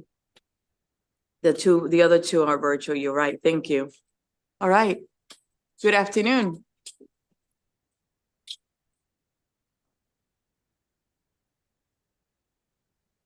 Who's gonna get started? Good afternoon, Madam Chair, Madam Vice Chair, and committee members. My name is Michael Tran, a health policy analyst with the Maryland Board of Physicians. The board would like to thank Delegate Kerr for sponsoring HB 806, and we are in support of the intent of the legislation. However, the board has concerns that the bill as written may compromise patient safety and care and limit the board's ability to act as a proper regulatory oversight body. The committee has the board's written testimony, so for time, I'll just go over the main points. In Maryland, PAs currently practice under delegation agreements, an outline that delegates medical acts and the proper supervision to do so. HB 06 suggests replacing this model with a collaboration agreement, a move that the board does stand behind. However, the collaborative model HB 06 proposes removes the function of delegation, fundamentally changing a PA's role from a physician extender to a practitioner that may make independent medical decisions. The board suggests reintroducing delegation so that a physician may act as the proper lead in a patient care team setting. The board's written testimony outlines the distinctions between core duties and advanced duties under current law. Given those distinctions, the board must emphasize the importance of maintaining a degree of oversight within advanced duty approval process. The board recognizes that flaws exist within the current system, and the proposed amendments aim to remedy those flaws. One of these amendments suggests maintaining the advanced duty approval process with exceptions for PAs working in regulated settings with external credentialing process, with prior board approval, or with significant clinical experience, a move that the board believes would reduce more than 66% of advanced duty approval requests, alleviating unnecessary administrative burdens for both the PA and the board. The board supports HB 06 and efforts to eliminate administrative burdens and duplicative requirements. However, to ensure patient quality of care and allow the board to fulfill its duty as a proper regulatory and oversight body, the board is requesting a favorable report with amendments. Thank you very much. Next, please. Good afternoon, Madam Chair, Madam Vice Chair, members of the committee. I'm Matt Dudzik with the Maryland Board of Physicians. Just, of course, want to echo everything that my colleague Michael just said. We have been working very hard on this, and we've been trying very hard to come up with some solutions rather than just opposing the bill outright, because we do think that there are a lot of areas where improvement is needed, specifically surrounding the advanced duty approval process. As the board, our role is as a regulatory agency, we are who you contact when you or a loved one has an issue with a medical care provider. And we need to make sure that we are comfortable saying that our license is that our license indicates that you have received the proper training to perform the services that you are providing. It's a little bit interesting with physician assistants, because physician assistants in Maryland have the full scope of practice that a physician does. They practice medicine. And currently the limiting factor for that are twofold. Number one is that it must be delegated by a physician with a certain supervisory arrangement. And number two is that whenever they are performing duties that require additional training beyond just what you can do coming out of school, there is an approval process in place. The board has looked very hard at that approval process because we understand that that is the primary delay in getting folks working, especially in these primary care settings. We are very comfortable with removing that approval process entirely for individuals that are working in regulated settings where there's already some sort of credentialing in place, because then there's still that level of oversight. It's not coming from the board, but there's still somebody looking at that. We also would support removing that process entirely for individuals who've been previously approved. No reason to reinvent the wheel. And then finally, we've been working to look at what other states are doing. And so we are also proposing removing that process if you have about 5 years of experience. So 10,000 hours would represent 5 years of experience. We feel that these changes will make a very, very measurable impact in the current in where there are currently delays, and we appreciate the work that the sponsor has put into this, and bringing us to the table. So we urge a favorable report with the board's amendments. Thank you. Thank you very much for your work. Really appreciate it. Next, please. Good afternoon, Madam Chair, Madam Vice Chair, and members of the committee. My name is Danielle Varanian, and I'm an attorney who represents the Maryland Radiological Society. We are favorable with amendments for this bill, with a specific issue with the bill as it's been put in right now. Right now, the bill provides that the PAs are able to order, perform, and interpret diagnostic studies. We have proposed amendments or proposed language to address this issue, but there's a significant concern with respect to performing and interpreting diagnostic studies. We don't believe that the PAs have the requisite training and experience to perform and interpret those diagnostic studies that physicians have, particularly with respect to radiological studies. So while to Delegate Kerr's point in his testimony, while physicians' assistants do train in the same areas that physicians do, they don't receive the same intensity of training. And with the way that the bill is written, the physician who's overseeing no longer defines their scope of practice, but rather the PA themselves defines it. So we think that with some amendments to this language, we would be able to support the bill. Thank you. And thank you for being at the table. Next, please. Thank you, Madam Chair, members of the committee. My name is Steve Wise. I'm here on behalf of MedChi and the Maryland Academy of Family Physicians. I thought it would be good for the committee to hear a little bit about what's happened over the last couple of years and where things may need to go. I know that on behalf of MedChi, I've attended, I think, well over 10 to 15 meetings on this bill, and keep in mind, this is not our bill. And we thank you for it. You're welcome. It's my job. But I just want to illustrate to folks that there's a lot of work that's gone into this, and this is not one of those where people say they want to work. I mean, we've had the meetings. So much so that at the end of the 2023 session, with the help of Ms. Rowe, we had a draft in hand that MedChi, the family physicians, and other specialty physician groups that we had kept together in a work group were ready to sign off on that bill. It did not pass. Over the summer, there were changes made to that bill on the Senate side. There were some made here. They weren't exactly the same. And we met over there with Chair Bidel and their counsel, who had gone through and shown the differences between those two bills. That's where we really stand right now. What we think needs to happen, in my view, is we really need to have a meeting where we look at exact bill language to remedy those differences. We need to work through the advanced duty piece and really kind of sharpen the pencil in some other areas of the bill. But we know exactly in the bill where those are. So from my point of view, let's get on with it. Let's do it. And Delegate Kerr is saying, yes, Yeah. I'm on it. So that's where we are. Thank you very much. Thank you for being at the table. We appreciate it. I'm going to open it up for questions now. Are there any questions for this panelist? This panel? You had a question? Okay. There are no questions. Thank you so much. So make sure that you and Delegate Kerr meet regarding that date. Okay? We have, is Daniel Shudock here? No? Okay.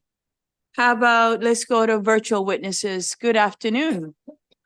Who would like to get started? All right, let me just call on someone. Go ahead, Christy. Happy to go, Madam Chair. Okay, go ahead. Hi, good afternoon, Madam Chair and members of the committee. My name is Christy Fogel. I'm a licensed physician assistant, and I've been practicing medicine in Maryland for the past 10 years. I currently serve as a clinical leader within LifeBridge Health, and I am one of over 400 PAs who practice medicine within our facilities. I speak today in strong support of HB 806. Maryland's current PA practice laws are outdated and do not adequately reflect the growth of our practice in the state. PAs are trained to work in a collaborative team-based approach to patient care. This collaborative approach forms the backbone of the PA's practice relationship within healthcare teams. To be clear, the very definition of collaborative practice means that this is not independent practice. As a former emergency room PA, I can personally attest to the collaborative nature of this relationship with doctors and other members of the team. Working side by side with a team-based approach to care is what attracted me personally to the PA profession. Rather than being delegated specific tasks or tied to a specific physician, my days in the ED included seeing patients within my own scope and consulting many physicians, both in the ED and outside of the ED with regards to the patient's care that I cared for. My practice included a wide array of emergency-specific procedures, which were learned with the support of a multitude of attendings, not just one. Throughout the pandemic and before, we saw PAs flex and bend to support the needs of our systems, and now it's important that our licensing reflect our ability to practice and be in line with precedents set in other states already. It is vital that we expand, not limit PA practice guidelines while allowing us to practice to the top of our licenses. These changes allow healthcare facilities the flexibility to assemble healthcare teams that best meet the changing needs of our patients, and that's what we're all here for, while also facilitating the ability of PAs to serve in medically underserved and rural communities. This bill will take the necessary steps towards updating Maryland statutes to reflect current practice, allowing better access to quality care and reducing the administrative burden on health systems in Maryland. As a practicing Maryland PA and on behalf of LifeBridge Health, I ask that you pass this measure with a favorable recommendation. Thank you. Thank you very much. Are there any questions for this witness from anyone on the committee? Seeing none, thank you so much for being with us today. And our final witness for the evening is a favorable with amendment, Laura Lima. Good afternoon. How are you? Hi, it's Laura. Thank you, Madam Chairwoman, and thanks for having me this late and allowing me to be virtual. And members of the committee, I do thank you for letting me be here. I'm a past president of MedChi. I'm a past president of the Maryland Radiological Society, and I am speaking on behalf of the Maryland Radiological Society today in favor of this bill with amendments. We are now in the third year of working on this bill, and I actually, when I was president of MedChi, helped to convene the task force to get working on this bill. I believe that both parties in spirit have agreed to many changes, although we haven't seen that in any sort of near draft, bill form yet, and, in this session particularly. In particular, Maryland Radiological Society is concerned, though, with language that appears overreaching in the statute, the bill as it is, ordering, performing, and interpreting diagnostic and therapeutic tests and procedures. This greatly falls outside the scope of the training of physician's assistants compared to physicians. This would include basically any procedure in the field of medicine without a residency as written. And I understand that, many people have agreed to amendments, and we really want, those to be, to be adopted with amendments. To be able to perform radiological and anesthesia procedures, which was in some of the versions of the bill, would really have devastating consequences. And I think to this committee before, I have talked about a couple of times when there were devastating consequences of, PAs reading plain films and not realizing that the, line was in an artery and not in a vein. And then the poor woman had necrosis in her arm, and it was her only good arm because of her mastectomy. But, the truth of the matter is that physician's assistants are really an integral part of our healthcare system. And in a physician-led healthcare team, they can help us to treat more patients and really take care of Marylanders. I just want to emphasize, if I have a moment more, that physicians have 12 to 16,000 hours of training and PAs 2,000 hours of training without a residency. 10 seconds? Okay. You can go ahead and wrap up. Thank you. And we just want to say that, I want to testify in favor of this bill with amendments, but I really think those amendments are important because we do need to protect the public. We need to have a physician-led healthcare team. And, physicians who have had residencies, with so many hours of training to be able to do the best job for their patients really need to be the head of that healthcare team. And it should not be underestimated, in my terms in radiology, how important those imaging studies are in seeing every patient, whether it's in an ED, an urgent care center, that first diagnosis is the right diagnosis. Thank you. And thank you for always working with us. We really appreciate it. Are there any questions for this witness? Seeing none, thank you very much for being with us. And I want to thank everyone for being patient and waiting. This actually concludes the bill hearings for today. And this concludes the bill hearing on House Bill 806. Thank you so much for the committee. If you could stay seated for a second, can you take us down?